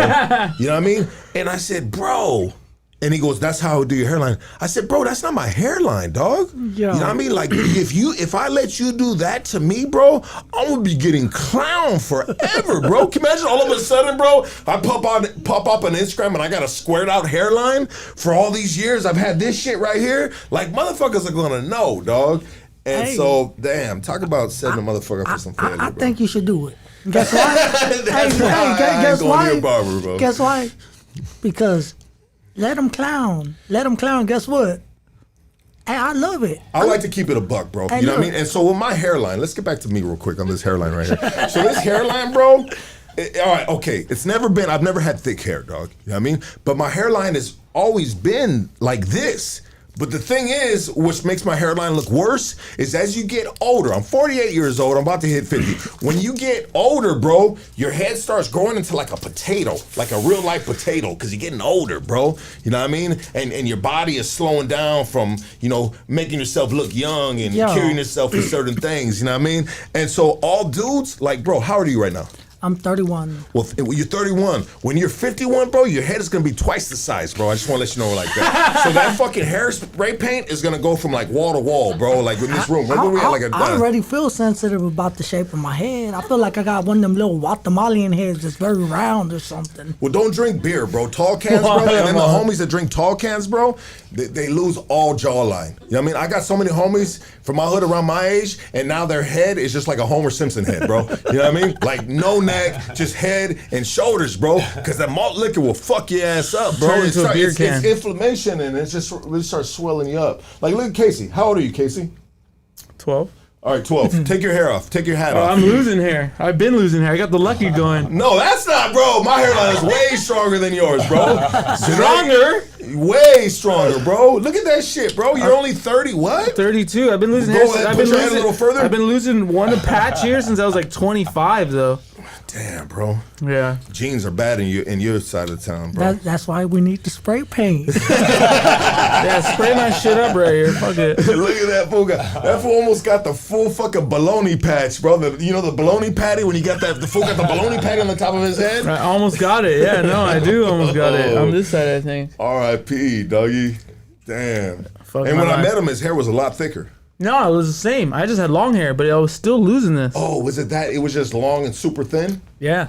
Damn, crazy. Yeah, long hair. Anyways, so let's get back to your journey, your story. And the way you're articulating is absolutely amazing. You're really painting a picture for us, brother. And I thank you once again for that, Yes, bro. definitely. Because it makes it so much more enjoyable for us on this side. You know what I mean? When a man can really tell his story.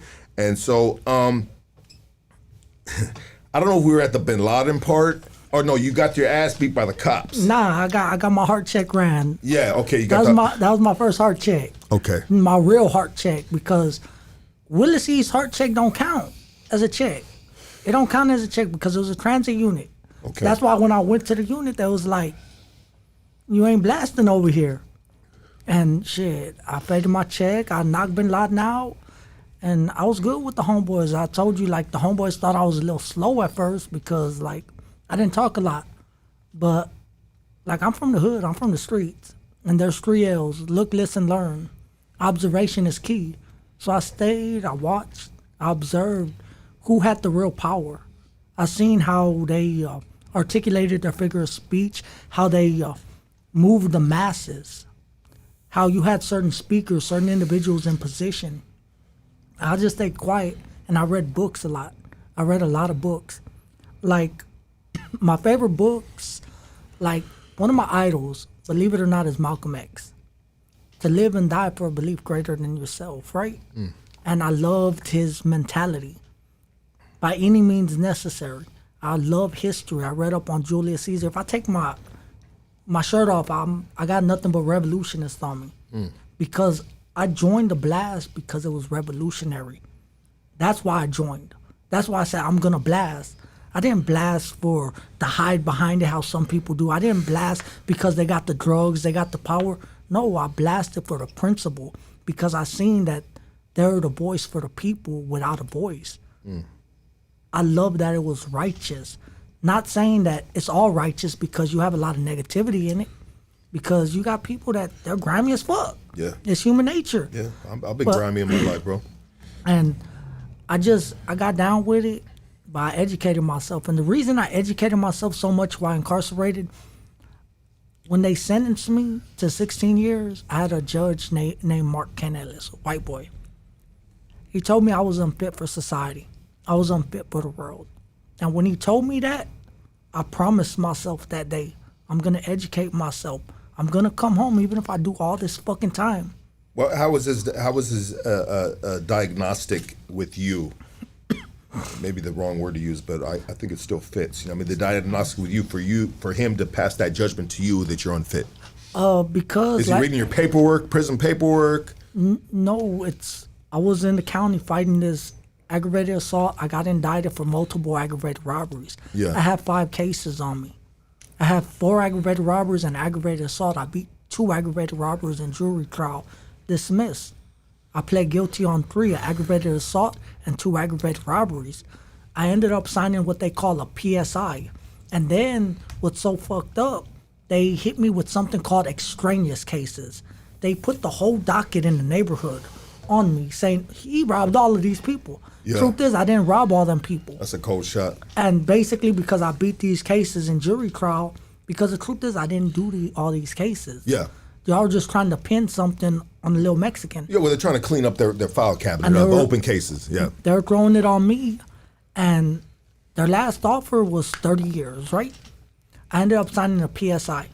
It's called a pre-screen investigation.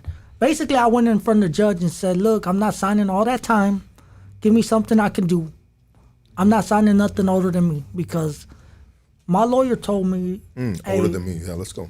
my lawyer told me straight up, like, we're gonna lose some of these cases, and when you lose, they're gonna slam the fuck out of you. Your case holds 5-99. Yeah. I could win this case, but I'm probably gonna lose one of these cases. And I'm like, shit, like, do something. Give me like 10 years, 15 years, something. He's like, man, DA don't want to budge. And that's what people don't know. They get these good lawyers, and then they fail to realize that you got these young DAs that want to make a name. So if you got a good lawyer and they want to make a name, they're willing to go to trial just to close that docket on you. Unless you got Doug Sherrod in the city of Los Angeles, and Doug Sherrod used to work on the other side of the district attorney's office. So when So lawyers, he knew the law. when lawyers have relationships with the district attorney office and individuals in California, bro, Yeah. you can get a deal. Doug Yeah. Sherrod's that guy. In Texas, it's a little different, though. Yeah. And Is there no tolerance out there? Are they heavy-handed with the time? I think it was the judge I had. I had Mark Ken Ellis. Okay. Horrible judge. He's the judge that actually sentenced SPM. Horrible judge. Well, man, long story short, I told him I ain't signing that. Like, give me something I can do. Man, he just went in on me. They brought all these people, and they asked him on the stand, do you see the guy that robbed you? A lot of them said no. And I remember this white guy going up there. They're like, he couldn't point me out of a picture, nothing. He gets on the stand. They're like, do you see the guy that robbed you? It was him.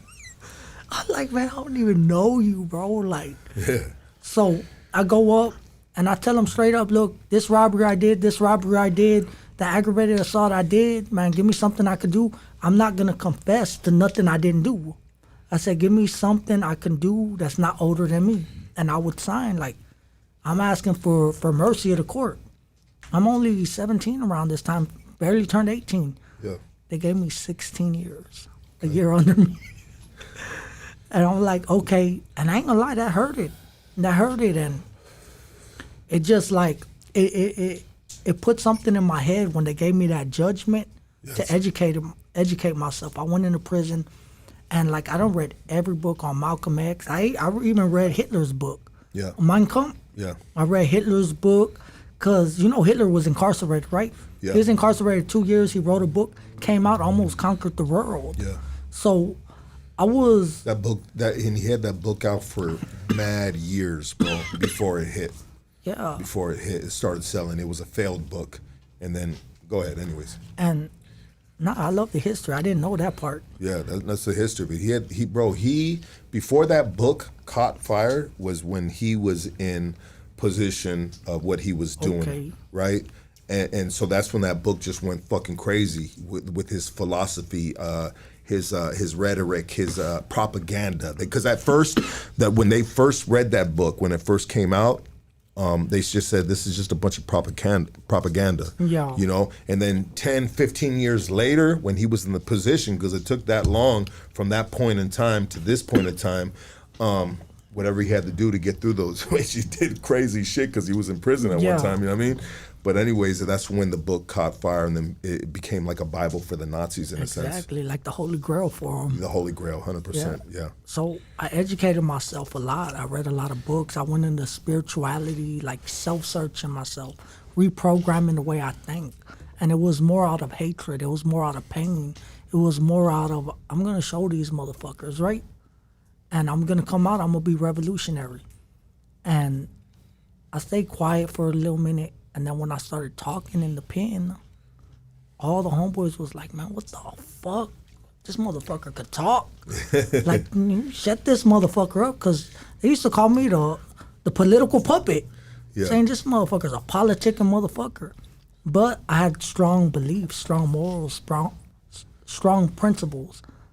At the end of the day, if you fuck up, you fuck up. But if you're in the right, I'm not going to just let that motherfucker, because he got dope, sway all these motherfuckers to get you smashed out on some bullshit. You feel me? Yeah. I do believe in giving people the benefit of the doubt. I believe in, like, I'm a Christian. I believe in grace. You feel me? Yeah. And I spoke up for a lot of homeboys, a lot of good homeboys. Eventually, at 22 years old, I was speaking for all the Tango Blast. I was speaking for all the Tango Blast.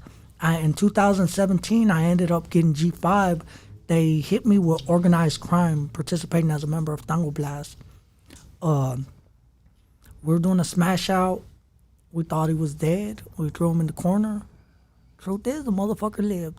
Yeah. Wrote a statement. They came 2 days later, said, "Speaker, come here." I said, "Man, what the fuck?" The GI, the gang intelligence. I got G5 that I went to Gib Lewis. And I was speaking for the whole unit. It's a high security unit. From there, I guess they felt like I had too much power. I wasn't keeping the homeboys in check. We're going at it with the Morenos, the GDs, was going at it with everybody. At the end of the day, like, we stand on business. Like, I don't tolerate no disrespect. If I believe communication rules a nation. If I could talk to you to de-escalate an incident, 100%. we could do it like that. If there's an issue and your homie fucked up, discipline your homie. At the end of the day, if not, our people gonna take it there. We don't want that. I don't want to risk all my homies because y'all don't want to handle y'all people. And you got sometimes the Morenos, they don't want to handle their people. They don't want to. So we're gonna take it there. So they felt like I was not de-escalating the problem. I was a problem. So they sent me to Ferguson, and I could say Ferguson was the worst fucking prison I ever been to. You ever wonder, like, where they send, like, them serial killers or them fucking rapists that do weird shit, that eat babies and shit? That's where they send them in prison. So I was like, man, what the fuck they send me over here for? Now, because the mentality is different over there. It's the worst prison. And I could say, like, that fucking prison, like, it's weird.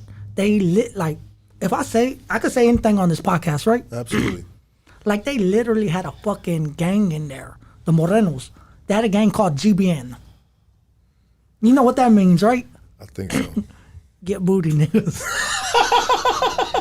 Like, for real. And Yeah. they, like, prey on raping motherfuckers. Like, it Damn. was so weird because I wasn't gonna say that, bro, but it was bro, it was a little more like, it was a little more nicer, but damn, that's Look, pretty brutal right there, bro. it was- Get booty niggas. yes. Damn, And no shame in the game. They ain't never going home. Like, everybody's just weird. Like, I remember it was like my first week over there. It's mandatory for the homeboys to take showers, right? Yeah. I'm like, I've been there like already 4 days, none of the homeboys taking showers. They're bird bathing. Them So get I'm always, booty niggas were out so there. look, I didn't know about this. They So were look, hawking out there, bro. I'm over here showering. I'm getting out the shower. Man, I go to the back. I see about 6 Morenos raping the AB. I'm like, man, what the fuck is going on? That's I just real, keep- I just- mean, that's pretty heavy that you say that, bro. Like that's a real story. This is a real story. Yeah. So look, and when you say an AB, you're talking about an area. Aaron brother, man, look, people don't know, like, in Texas prison, white boys ain't got no say so. They don't got no benches, they don't got no tables, they sit on the floor. They ain't got no say so. It's only blacks and Mexicans. Damn, like that. It's like that. It's like that. It's straight like that. If someone tells you otherwise, in Texas prison, they got cap in their rap. The blast, we're gonna have all the benches, all the tables, and that's for the Mexicans. And then there's only another side, and that's for the blacks. That's it. We got our TV, they got theirs. Are there any Asians out there? Asians, yeah, few, and they try to run with the blast. Most of the time, they're gonna run Okay. with the blast. Okay. But like the whites, they don't got no say so. Like, they start getting numbers. You don't got a lot of white people in prison, honestly. In Texas prison, There's a lot of white boys in Texas, though. there is, but the prisons I've been on, I didn't see them. Yeah. I didn't see them. They like 5, 10 on the pod, and every time they started getting numbers, we smashed them off because they started like feeling themselves. Yeah. But like when I went to Ferguson, it was real weird, and it was like I say, it was the worst prison. The stuff that I seen in there, And it's like shit that you see in the movies that it's non-belief. Like, what the fuck? Because I done been to Clemens unit. It's a lot of fighting. I done been to Gib Lewis. That unit's more like it's a lot of money, a lot of drug trade. We're fighting over officers because guess what? I done stole your officer. The female officer belongs to the Bloods, but guess what? I done macked her down, and guess what? Now she's stuffing her pussy, bringing me the drugs, and now we're gonna start a riot. This how we're doing it. The bigger the pussy, the more drugs. I go to Ferguson. You got people that ain't never going home, and they're just weird. Even our own homeboys, they're weird. They prey on each other. It's just like they're more animalistic, and I was like, what the fuck? And I had to get in a mind frame where everybody was like, oh, homeboy puppet, just a psych patient. Because I was tripping. I was fighting everybody. Yeah. I was fighting the homeboys too. Guess why? Because y'all tripping. And I had to speak y'all language because I couldn't speak with words. I couldn't speak with words because y'all didn't understand logic. Y'all didn't understand reason. All y'all understood was violence. That's all y'all understood. Preying on motherfuckers, all sorts of stuff. Like, I would fight every day over the fucking phone. Every day. Because they didn't have the phones locked down until I locked the phone down myself. Because I wanted a phone to use. And everybody, oh, he's a psych patient. So I think that was probably the worst prison I've been on because it's like the logistics of it, the way it runs, like the politics, it's very different and there's a lot of violence. And you never took a shower. No, I still took a shower. Bird bath. Nah, fuck no. Okay, because them booty bandits, bro. were Nah, out there. I didn't have no problem.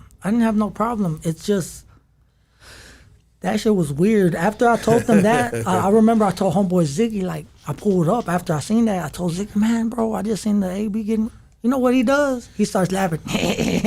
You wonder why we don't go to the showers. Just laughing, like that shit was just like a joke. Booty bandits are for real. Yeah, and it's just like. What was it? What was the acronym again? GBN. Lucky. What?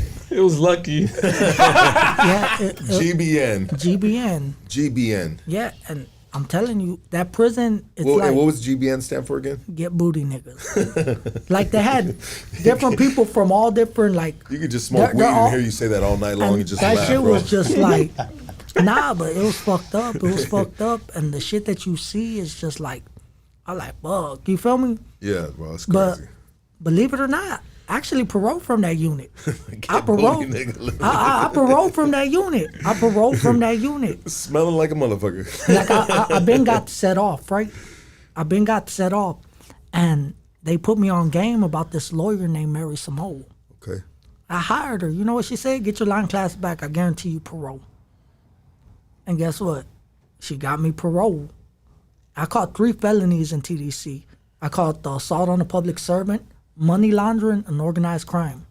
I got my rights read multiple times, and she still got me home. Damn. And I was like, shit, like, that's a blessing. I went home, I came home, and that's where my true journey began. That's where my true journey began. How many years did you serve? I did 10 and a half years. So after 10 and a half years of getting out, you know what I mean, what is your thought process?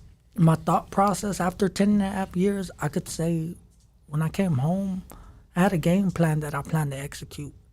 Did you prepare that before you got out? Yes, I believe in 5 Ps. Proper preparation prevents poor performance. Yes, sir. I believe you have to prepare for anything in life. It's like in prison. What they say, you got to stay ready from getting ready. You got to stay laced up. Don't bring your shower shoes to the day room. Homeboy want to split your wig back. You ain't ready. There you go. And that's how I came home. I came sir. home with a mission, with an agenda. And I think I struggled at first reintegrating into society, the way people looked at me, the way they interacted with me. I came home, I remember, I was like, man, nobody will hire me. You're an aggravated offender. Nobody, nothing. And it's hard, and it's like, I'm like, okay, I'm gonna go to college.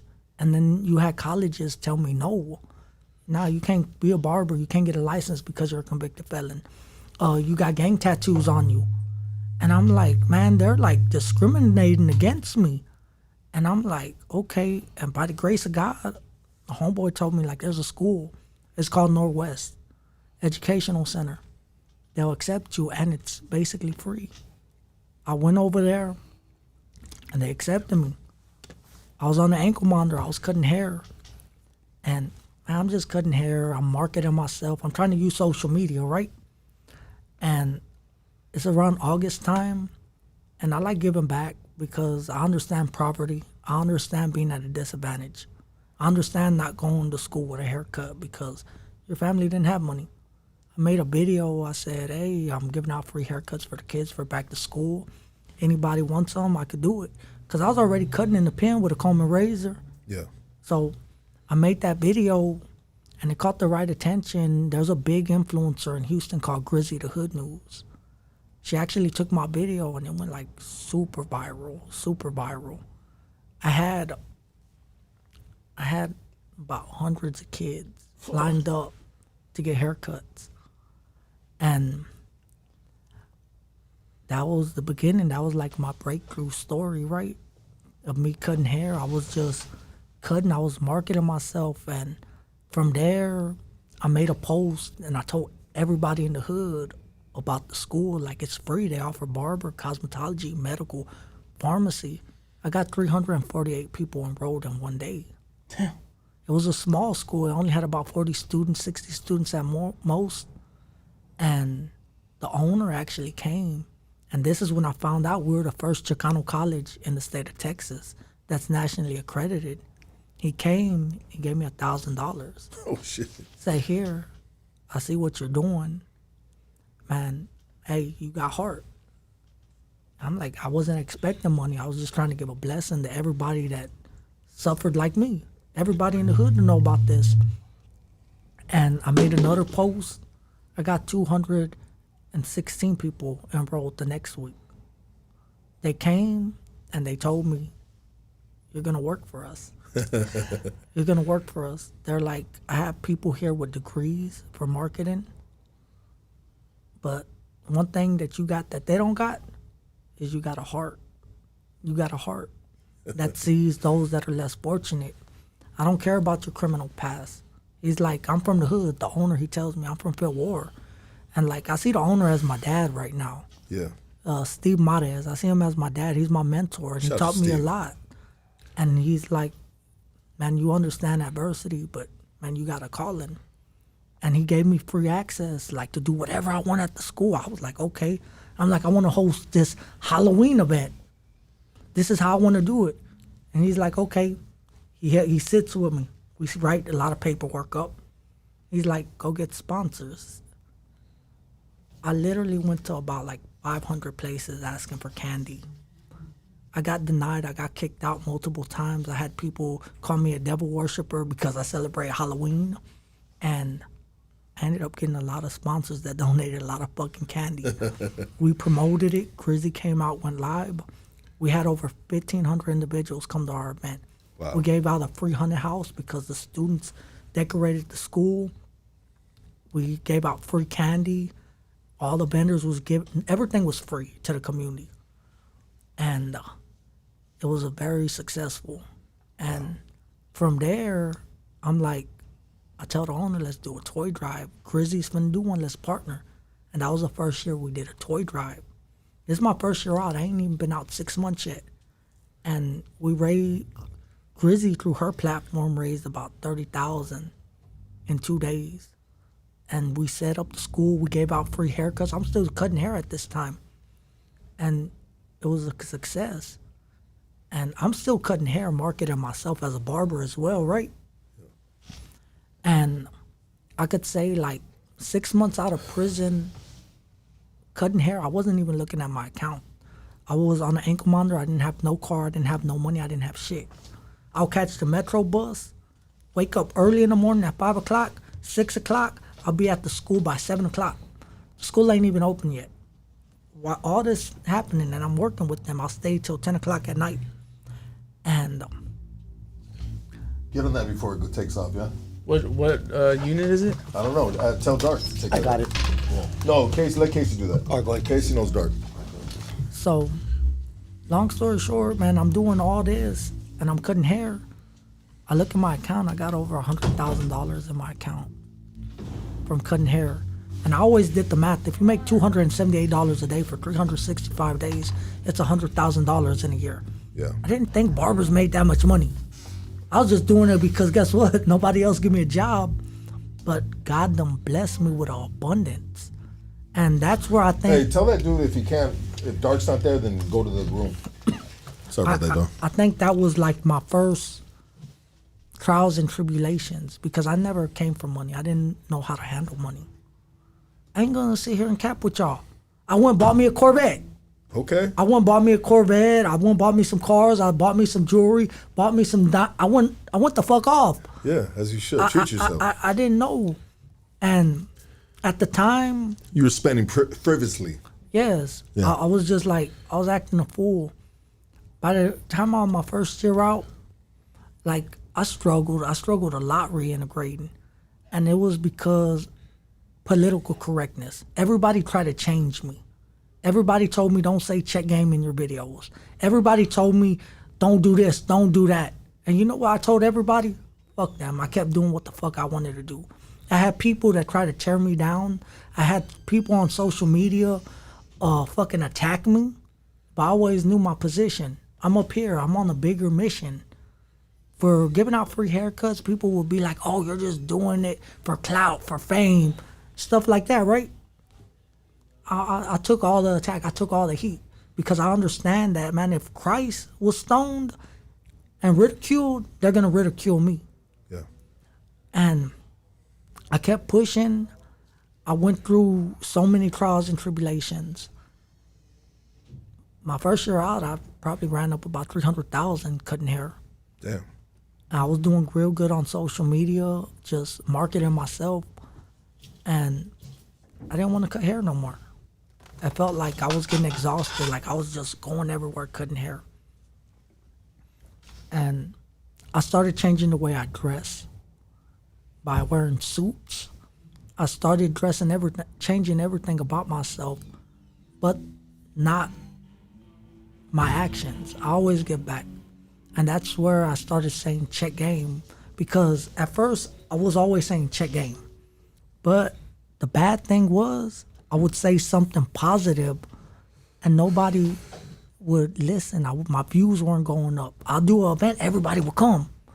But I was trying to get a message to the youth. Then one day I said, man, check game. One thing a real gangster knows, real gangsters wear suits. That fucking video went super viral. Yeah.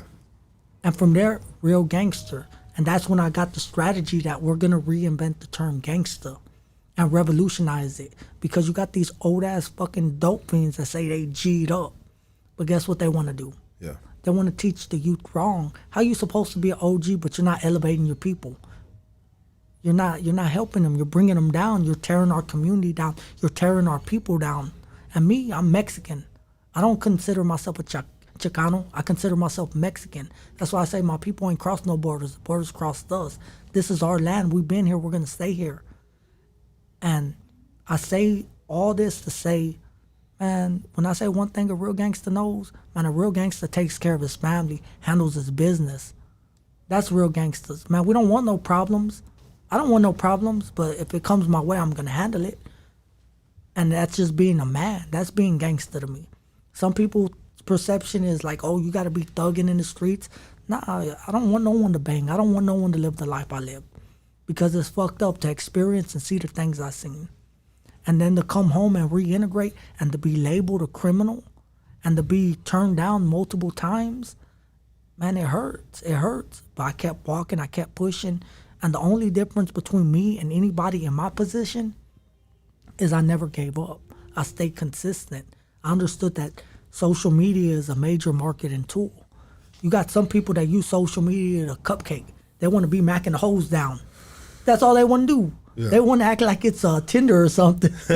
Yeah, always in the DM. Yeah. I use social media to market. Eventually, it caught the right eyes of a lot of people. I started going viral. I started working with a council member, Ivan Sanchez. He's the president of Houston Millennials. And I started working with him real close. I was still working with Grizzy. I did our second year. The second year, I did the toy drive by myself. And this was my other breaking point. I did the toy drive by myself. I raised about $15,000 by myself. It was Christmas Day. Someone made a post. Hey, we're in a motel and None of the kids got presents. It was anonymous. I messaged him. I said, look, I'm going to go cut everybody's hair, all the kids' hair, boys and girls. So I cut about like 60, 70 kids' hair by myself in the morning. I'm cutting, I'm working shear work. And that post went super viral. And then the owner of the school, Mr. Steve, loaded up a truck full of toys because we had a little bit of toys left over. And we went and gave them kids a Christmas.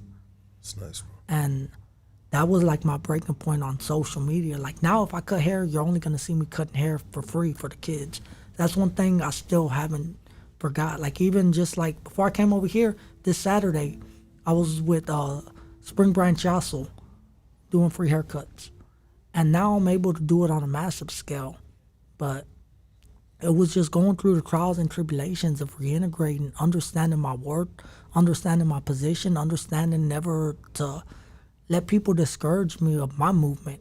Because I done been hated on by friends, family, feel like I owe them something. People feel like I changed, that I'm too good for the hood, that, oh, you think you're better now? Yeah, that comes with the territory. And I done had people try to like, crabs in a bucket, they say, right? I done had people try to use me as clickbait, thinking that I'm gonna respond out my position so you could get clout off my name. And you clearing that right now. Yeah, I'm clearing that right now. Yeah. At the end of the day, I'm not gonna respond or entertain that for the simple fact that why would I give you publicity off my name? Why would I entertain that? I know my position. I'm up here. Why would I lower my standards to somebody else? Like I said earlier, the minute I lower myself to somebody else, I ain't shit like them. I'm on their level. Yeah. I'm above you. You supposed to attack me. Yeah. You're looking up at me. That's why you talking about me. Like, what the fuck I look like having my name, someone's name in my mouth, talking bad about them. Yeah. I ain't never been about hate. I'm about positivity and elevation. I don't want to bring our people down. I want to lift our people up. And that's the definition of growth right there, 100%. And I can really relate with you in the aspect of this, even with this podcast, bro. You know, I've heard a lot of shit throughout the years, and I just like, you know, I laugh at it. You know, they try to send me the video. I don't watch it, bro. I don't give them no views, bro. But it comes with the territory. And when you can be at a point in your life, physically, spiritually, mentally, everything, right? Where you're just like, you see that shit and you understand that you above that, Yeah. you don't gotta respond, bro. You don't gotta entertain it. You don't have to get your fucking feelings fucking hit upside the motherfucking head, because once they hit your feelings, bro, they own you, you know? Exactly. But we human still, you know? Yeah, Sometimes we might take a mental note and be like, all right, I see that dude, you know what I mean? At an event, you know what I mean? We're gonna have a conversation. Most you know? definitely. And that's the way I feel. Like, you got people who swear to God we're beefed up. I don't even know you, bro. I ain't got no beef with you. Ain't nobody died yet. How we got beef?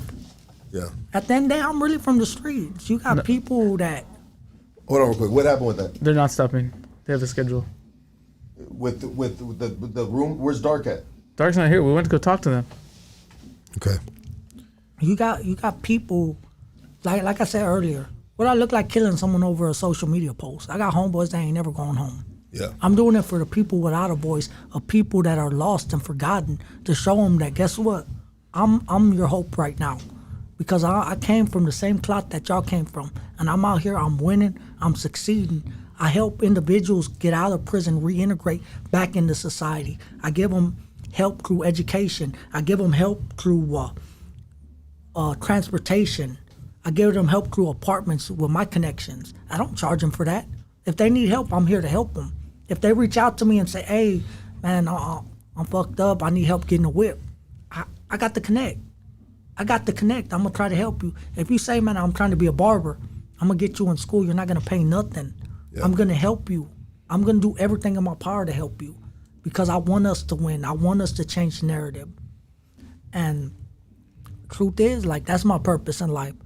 And everything else just came. It's like, I was just marketing myself, talking crazy on the internet. One thing a real gangster knows, check game. Yeah. I started getting hate. I started getting attacked. I kept going. And, man, I want to give a shout out, actually, to Nate Entertainment, right? Yeah. Nate Entertainment, what's it called? Man, he hooked me up. He told me, man, I see a lot of people hating on you. He's like, I'm going to give somebody, all these motherfuckers, something to hate about.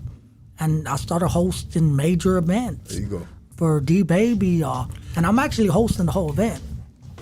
And yeah, man, it's just like, it's been a blessing just to be able to have that platform. And that's where people see me with all these artists making these videos.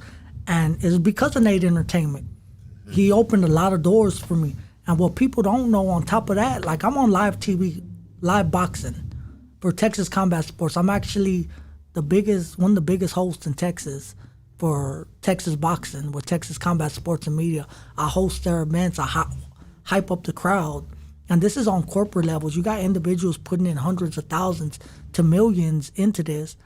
And they could have chose anybody. They could have got a regular ring announcer.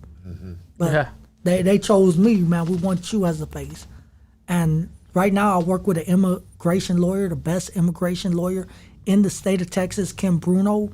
And where other attorneys tell her what might tell people no, she's going to tell them yes and get them that citizenship. With the way things are going in the economy with ICE and everything, I have my connections to help people. All my connections benefit people. And like how I got on this podcast, there was Rod.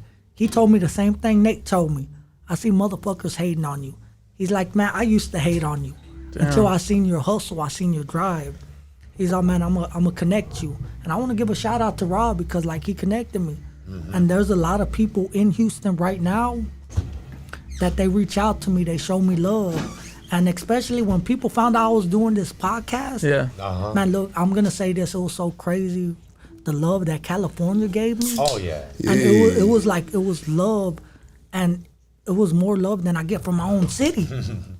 And I was like, man, like, it's real, like, it's a lot of love, and A lot of California dudes fuck with you, brother. I mean, they respect the energy, brother. And now that they hear your story, you gonna go crazy, bro. You know what I mean? At least on the California side, I can say that, bro. You know what I want to do, bro? This has been absolutely amazing, bro.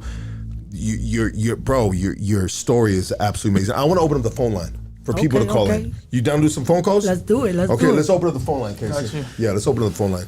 Kat, you good, girl? There's some water there, sodas, whatever you want. I mean, it's like bubblies and shit, you know. I have a schedule with these guys, and I'm a little fucking.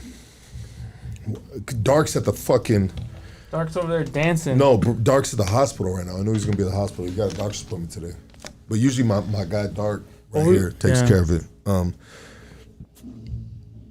don't want to go over there because I'm gonna be a dick, but I might need to go over there. Yeah, they're probably not gonna stop because they're like, yeah, we have a schedule. We have these people coming. Yeah, well. Anyways, yeah. Let's get that phone line up. Okay, the phone. It's up. It's up. Hold on a second. You're on Hoodstocks. Talk to us. What's up, man? Outside Houston, man. Ripping Hoodstocks, you know what I'm saying? Anthony Sanchez, man. What's up, brother? Man, check game. What's up, boss? Talk to me. Nah, man, I just appreciate everything you're doing for the city, man. Everybody look at you, and, you know, we fuck with you, bro. There you go. I want you to defend Whataburger, though. Why should I defend Whataburger? Tell me the backstory. No, because there's a backstory. You know the backstory with Whataburger, right, Dog?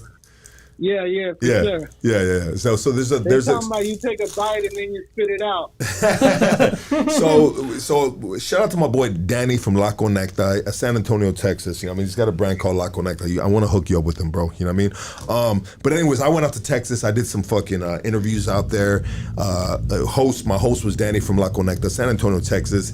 And when I first got in there into El Paso, Texas, I said, "Hey, bro, I'm about to hit a spot right here. What do you think?" You know? And he's like, Whataburger. You see Whataburger? I said, yeah, there's one right here off the freeway, bro. And so you gotta get Whataburger. So anyways, he bigged it up super. And to me, I thought it was trash. And it started a war, bro, a beef, bro, between California burgers and fucking Texas burgers. But it's all fun and games because it's the homie, you know? Yeah. But the dude was highly disrespected about it because he's like, bro, Whataburger Texas thing, homie. You ain't gonna be talking shit about Whataburger. And I'm like, homie, I'm throwing up In-N-Out on them and shit. You know what I mean? In-N-Out burger. And then what happened recently? Oh yeah. He sent me. Danny from La Conecta sent me a half-eaten Whataburger through. He did this and he sent it through the fucking the cargo where you get it like the next day. He sent it through an airplane and he goes, "Look, I got a package coming for you. I got a package. Make sure you pick it up, bro. It's coming in cargo." And I was like, "Bro, why don't you send it regular mail? Why are we doing cargo? You know what the fuck?" And then I realized why he did cargo, because regular mail, that motherfucker would have not looked like a Whataburger no more. You know what I mean? It looked like a whatever. But he sent me a half-eaten Whataburger in a box.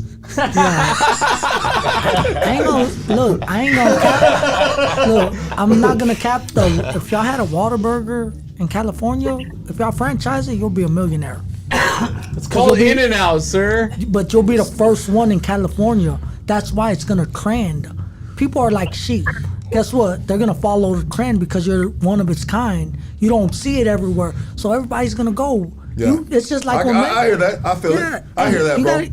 You know what they say? In every dire situation, there's an opportunity to boss up. Guess what? You got to play the system for what it is. It's not if you like Whataburger or In-N-Out. Guess what? How we gonna make a bag and make some money? You know what, bro? I see your angle in seeing that, bro, and I respect it and I love it, bro. But yeah, if they put a Whataburger out here, people would be like, "Well, I gotta find out what this bitch tastes like." You know, this is a Texas thing. Or this is how Texas doing it. And they would probably find, because Whataburger has all kinds of different burgers. Yeah. It's not just. Hey, I ain't gonna lie though. I'm not gonna lie, man. I think In-N-Out's better. Not from Texas. You know, brother. Whataburger's trash, bro. You know what, brothers? I'll say this. So In-N-Out is kind of like the go-to out here, but we have so many mom and pop shops in the different sections of the city, bro. You know, all Southern California, they will all be like, oh no, the Tams or Troy's or, you know what I mean? Arts Burgers, Alani. Yeah, Arts Burgers. I mean, there's so many little mom and pop shops, but we can't bang that on you guys so we got to give you the franchise, so we go with In-N-Out, bro. But really, there's a lot of other burger spots that we go to out here within the sections. Nah, but yeah. All right, man. Y'all take it easy, man. Y'all have fun, and I appreciate Anthony Sanchez, everything he's doing and shit. Most definitely. Thank you, brother. Hey, God bless Alrighty, you. bro. Man. Illuminating solutions, Man, bro. y'all tap in. Come on. I want to, appreciate you, my dog. A shout out to all the Blast homeboys. Much love from West Texas, baby. Wessel, come on. What did I say? Sucker free slim? Appreciate it, Yeah. Lucky. Yeah, all love, brother. You know Sucker how we free do it, bro. slim. I'm trying to get Already. I'm trying to get more homies from Texas on here, 100%, bro. You know what I mean? This shit. But they're gonna have this dude just set the bar though, you know what I mean? Yeah. He really set the bar for like if they could have had any representative of Texas come out here, I feel like the right dude came, bro. Yeah, the right dude. The right dude came, bro. Cause you were checking games, spinning games. Yeah. You know what social media You don't gotta like this dude, bro, but the white dude came out to California representing for you guys, bro. They call me the Texas mogul. Come on. I'm the one putting my foot on their neck. They might not like it, but guess what? They got to check it or respect it. If I said it, then I meant it. If they said it, they need to repent it. Come on with it. They could diss me on social media. Like I said, ain't nobody die yet. My address public. I be at the school every day. If you got any real beef with me, you can find me. You know what, brother? Check it out.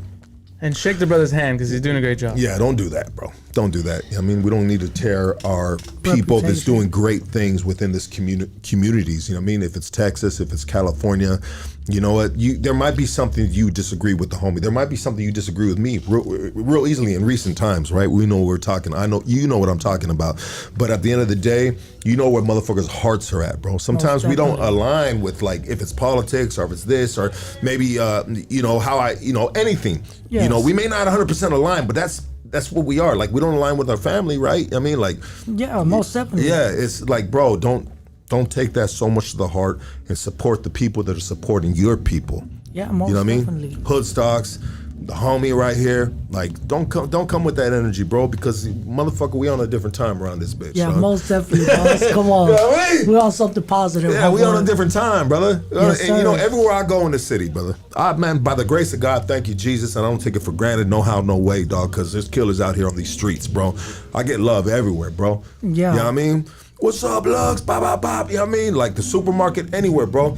And I love that, brother, because I'm receiving what I give. Yeah. You receive what you give. If you giving out a bunch of Bullshit. You gonna get bullshit you gonna back. get bullshit, bro. And then you wonder why it smells everywhere you go, you know? Yeah. It's real. It's really, like, really, really simple.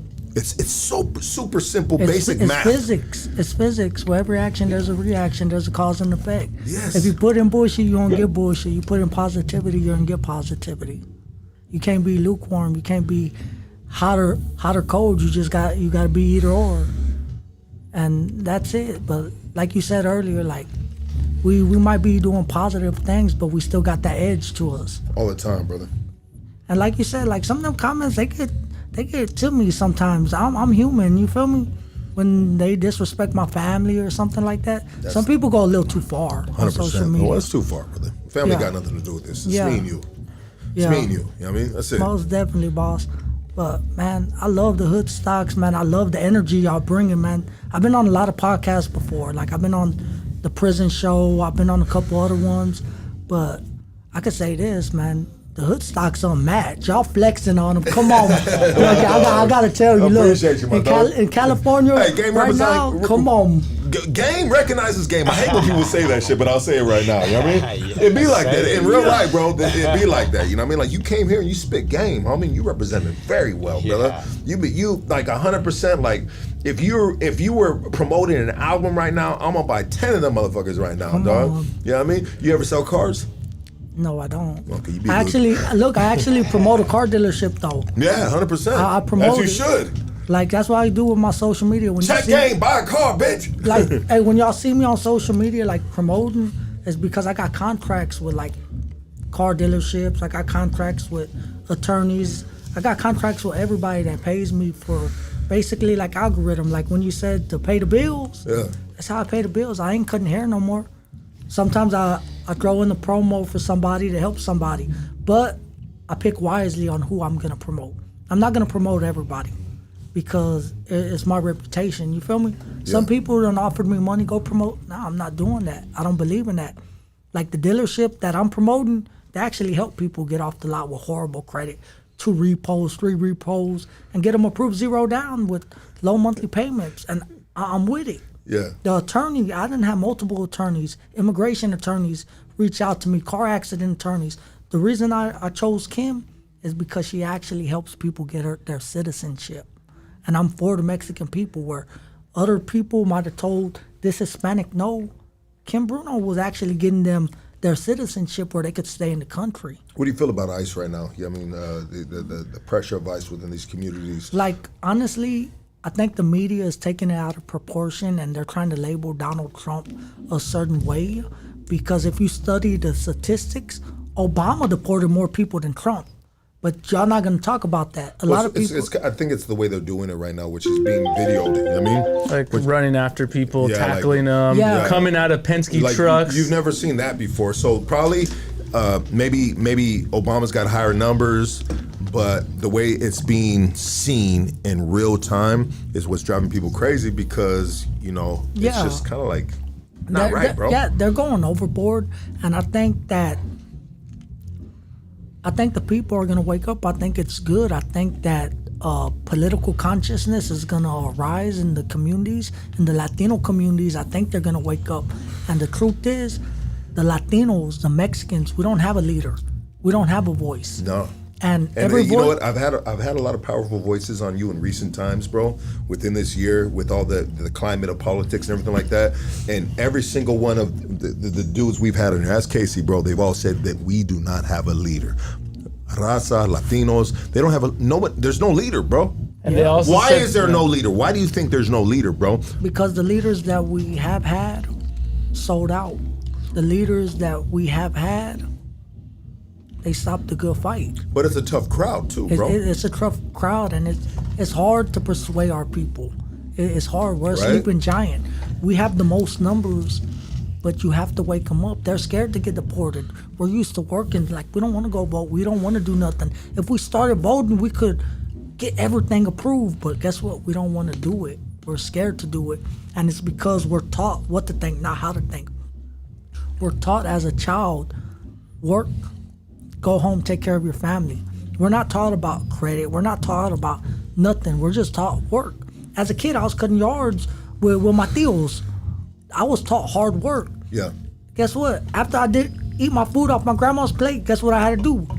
Wash them dishes. I was taught hard work, strong morals.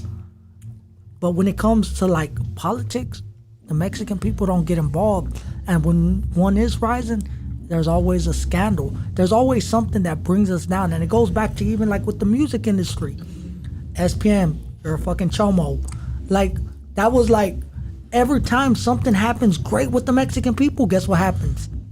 Scandal comes A up. scandal comes up. Do you think? All right, let me harp in on this. Also, the guests that we've had also said they're waking the sleeping giant, like you just said too. The ice is showing people like, oh yeah, we actually have to make a change.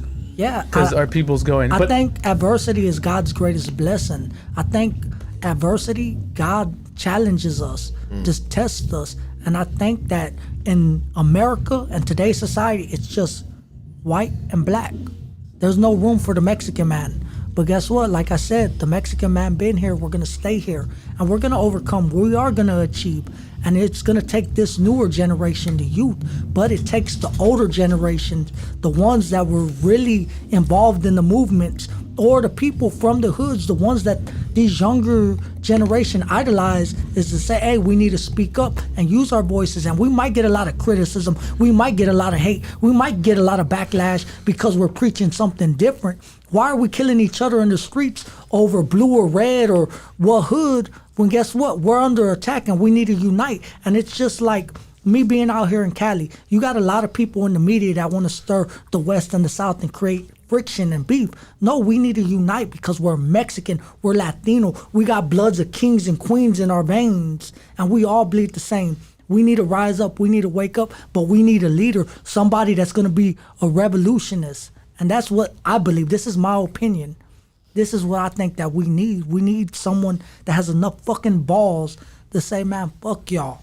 And they might not be like, not everybody might agree with them, but I think our people's going to wake up one day, and I pray that they wake up. It probably might not be during my time or my kids' time, but a time's coming where they're going to wake up, and when they wake up, they're going to be like, y'all created this monster. We are the sleeping giant. Y'all created us because the pain that our people are feeling and what the pain that y'all inflicting on us, it's going to come back to you. Just like you said, you put in bullshit, it's going to come back. ICE is putting in bullshit. Guess what? When y'all see it come back, they're going to be sorry about it. We got a special phone call right here. What's up, my dog? What's up, man, Rose? What y'all doing, dog? Chilling, brother. Hey, man. I told you we was going to do this shit, dog. Yeah, bro. I think he's fucking been a great representative, bro, for just Texas and whole, brother. I mean, if the entire state of Texas can hold this type of mind state, bro, and be able to put one word in front of the other, and then when you put one foot in front of the other, you got to put one foot in front of the other. You know what I mean? Don't play with that shit, dog. And I think he's a testament, bro, to just greatness out of Texas, bro. Straight up. I don't give that compliment very often. We don't fuck with no busters over here, bro. You know, a lot of us. I'm not tripping. We keep it G, you know. Yeah, and I feel it. I feel it. I mean, when you say busters, sometimes it will implement a certain section in California, and I just want to say this, bro. All love to everybody, bro. You feel me? You know, the North, the South, everything. You know what I mean? Because when the homie talks about rising up, everybody's got to rise up together. And homie said that, like, maybe not in his lifetime or his kid's lifetime. No, bro, because by the kid's lifetime, it's gonna be too late, bro. You know what I mean? If the lifetime is now. Now is the time to rise up, get smart real quick, and just come together. And this is easier said than done, 1,000%. You know what I mean? I'm saying this, bro, and I don't really know how it can really work besides motherfuckers putting their 100% shit to this side. But hey, the bullshit comes with business, and people make money off the bullshit. You know what I mean? Exactly. So I was like, damn, you know what I mean? You know, motherfuckers make money off this shit. You know what I mean? So sometimes if there's no diversity, then there's no money made. I don't know. You know what I mean? No, that's the truth. If there is no divide and conquer, right? Yeah, man. Divide and conquer. War is a business. War is a business, a big business, bro. Yeah. Man, bro, if you had a sock company, you know what I mean, for dudes in war, bro, you would be a millionaire, you'd be a billionaire off them motherfucking nice warm wool socks made for the military. Military grade, right? They say, dog. Hey, I still got them hoes. But yeah, man, war is a lot of money. Hey, man, no, look, you know, I had to call, man, because It's been a good episode, bro. I told you, Anthony was going to spill what he had to spill, and I talk to this fool like every day, man. It's iron sharpens iron, That's good, yeah. And, my apologies if I said busters. I forgot that does mean something over there. Yeah, but here, it does, bro. And I just want to keep it respectful. You know what I mean? Yeah, because I got a lot of... Hoodstocks has a lot of Norteños that tap in, and they always show me love. They always show me respect. And I want to keep it that way, bro, because they call it cell soldiers in prison when you're behind a fucking closed door and you're talking shit out the door. They call that cell soldiering, you know what I mean? Cell warriors. Yeah, we ain't doing that around here, baby. We won't keep it 100% respectful, you know what I mean? Because we're on the streets, you know what I mean? You know, we can do that, you know?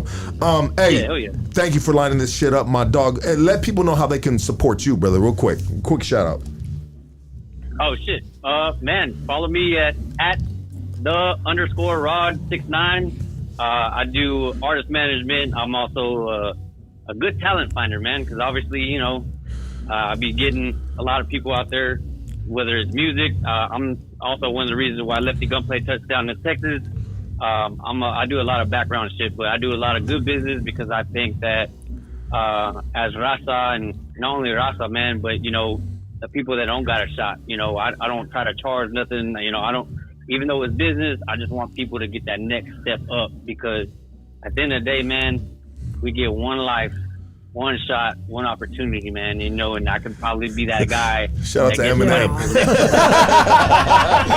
Mom spaghetti. Go ahead, bro. But shit, man, I appreciate you guys. All love. All love, brother. Appreciate you calling in, dog. Hell yeah, dog. Bro, this has been absolutely uplifting. Like this, when I do podcasts like this, man, it's just like, man, it's just like taking your car to the car wash. You know what I mean? Yeah. Pulling out that bitch and that motherfucker shiny and shit. Like it's feel good shit. It's positive stuff. Yeah. It's inspiring. We gotta inspire the streets to do better. Most definitely. When you live for other individuals, you live for more. We don't aspire to make a living, we aspire to make a difference. And you never know how far your voice could stretch. You never know how revolutionary or impactful you could be. Your one word or your one good deed could cause a domino effect. And it could change someone's life and impact them. And that's what we're called to do. If Jesus got on his knees and washed his disciples' feet, why can't we serve our people? And I think we need to lead by example. You know what I like about you, bro? That you're not here as a rapper, bro. You feel me? Because people think that the only way to rise up out the hood sometimes is to be a rapper. No, you can be just like this guy right here. Mm-hmm. That fucking cut a fucking 10,000 fucking haircuts and worked his way up the motherfucking ladder, or just being solid and connecting good people with good people. I mean, that's super impressive, brother. For reals, brother. That's impressive, brother. That's good. I love that, bro. Yeah. We need more homies like you out here, bro. Mm-hmm. You know what I mean? And there is, but they haven't found their calling yet, maybe sometimes, right? Yeah, most definitely. I think that some of them just don't want to be put themselves out there on social media, because I done seen it in prison. Like when I told you the blast was a democracy, yeah. One thing I noticed the most, you'll have that one motherfucker that would speak so much negativity, we're gonna set this bitch off. All it takes is you to be like, nah, fuck that. We're gonna do it this way. And how many other people would agree with you? And they'll ride behind you because they're all thinking it. But they're too scared to speak up. They're too scared to say, nah, fuck that. Because they want to be a sheep. They want other people to think for them. We need to start thinking for ourselves because, man, I'm not the smartest motherfucker. There's a lot of people way smarter than me and with a lot more ideas. And if they learn anything from the Bible, I don't know if they ever read the Bible, but when I read it, guess what it said? God was hovering over the face of the earth, and he said, let there be light. And that's what y'all have to be. Everything's in darkness in your mind, but when you speak it, it becomes light. It becomes reality. And they need to take a hold of that reality. We're creators, not destroyers. Society labels us as destroyers because we are destroying our community. We're destroying it through violence, we're destroying it through social media, propaganda, we're destroying it through the foods we eat, the liquor we drink. We're killing ourselves, but we're all a part of the same body, and I think our body needs to heal, and I think that your voice has the light to heal it. It's just like the white bodies in the human anatomy. When they attack a sickness, I think that we need a change. And sometimes, like you said, it might not be through music. It has to be through our voices. We have to rise up. You could be an influencer. You could do anything. It's not always about the money. The money's good, and it might open some doors, but, man, it's about leaving a legacy that your kids and your generation and your people could live in. We want them in a better world. I don't want my family or my unborn daughter living in a fucked up world. I want her to grow up with a life I never had. I don't want people to look at her and discriminate against her because she's Mexican. I want her to be able to be a doctor, to be a lawyer, because truth is they think Mexicans only got to be maids or cut grass or something. Nah, like we're made for a lot more. And the system oppresses us because we catch criminal charges. Like, I want to be a lawyer. I want to be a doctor, but I can't because I'm oppressed. But as long as I got a voice, I'm going to keep talking because maybe my voice will help one of them kids live my dream. And if I could do that, hey, I'm happy. I could die happy. I could die happy. One last question before we head out of here, bro. Of an amazing podcast. Is a secret society of the Illuminati real? Yes, I'm part of the Illuminati. I'm just playing with you. I mean, you got the whole thing on your neck. Illuminate. What is it? Solutions. Illuminating solutions. Yeah, I mean, you're always doing this right here. What is the representation of the tattoo on your neck? It's actually a LLC. I am a business owner. It's a logo. Illuminating Solutions. All my catchphrases. Check game. It is copyrighted.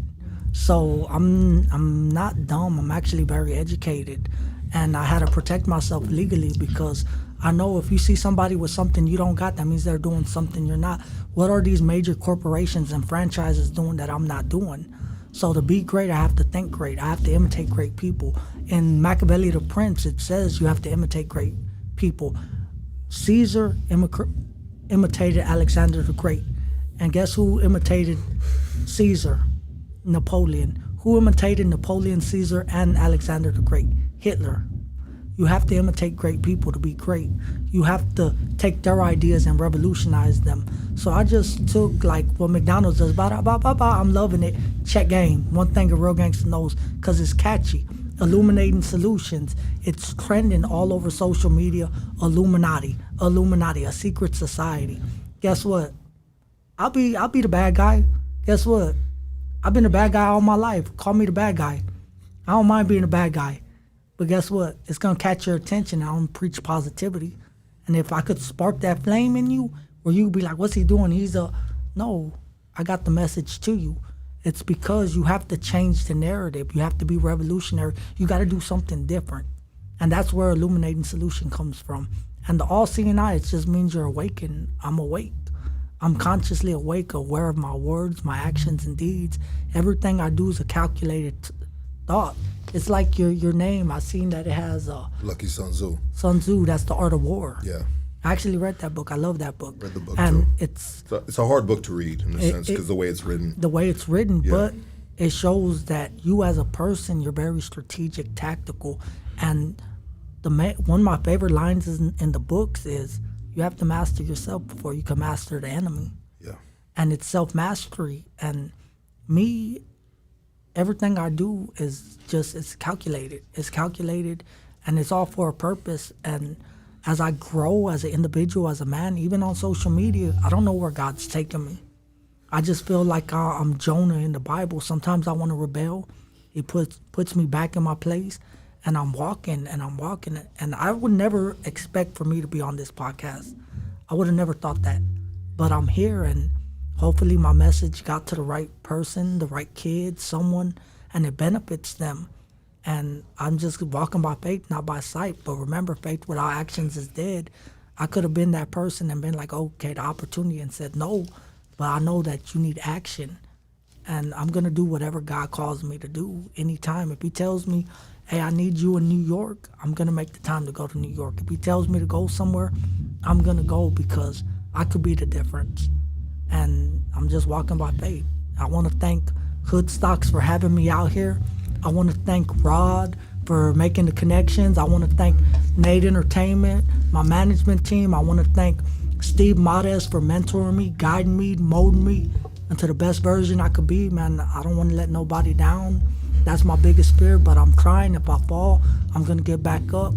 Man, and I want to thank Hoodstock, though. Hey. Most definitely, man. Y'all need to subscribe to Hoodstocks. If y'all follow me on IG, subscribe to Hoodstocks. Man, this is the realest podcast in the United States. And this is my opinion. I ain't trying to beef with no other podcast. I'm just speaking from the heart what I feel. Because they gave me opportunity when other people wouldn't give me the opportunity because I ain't a rapper.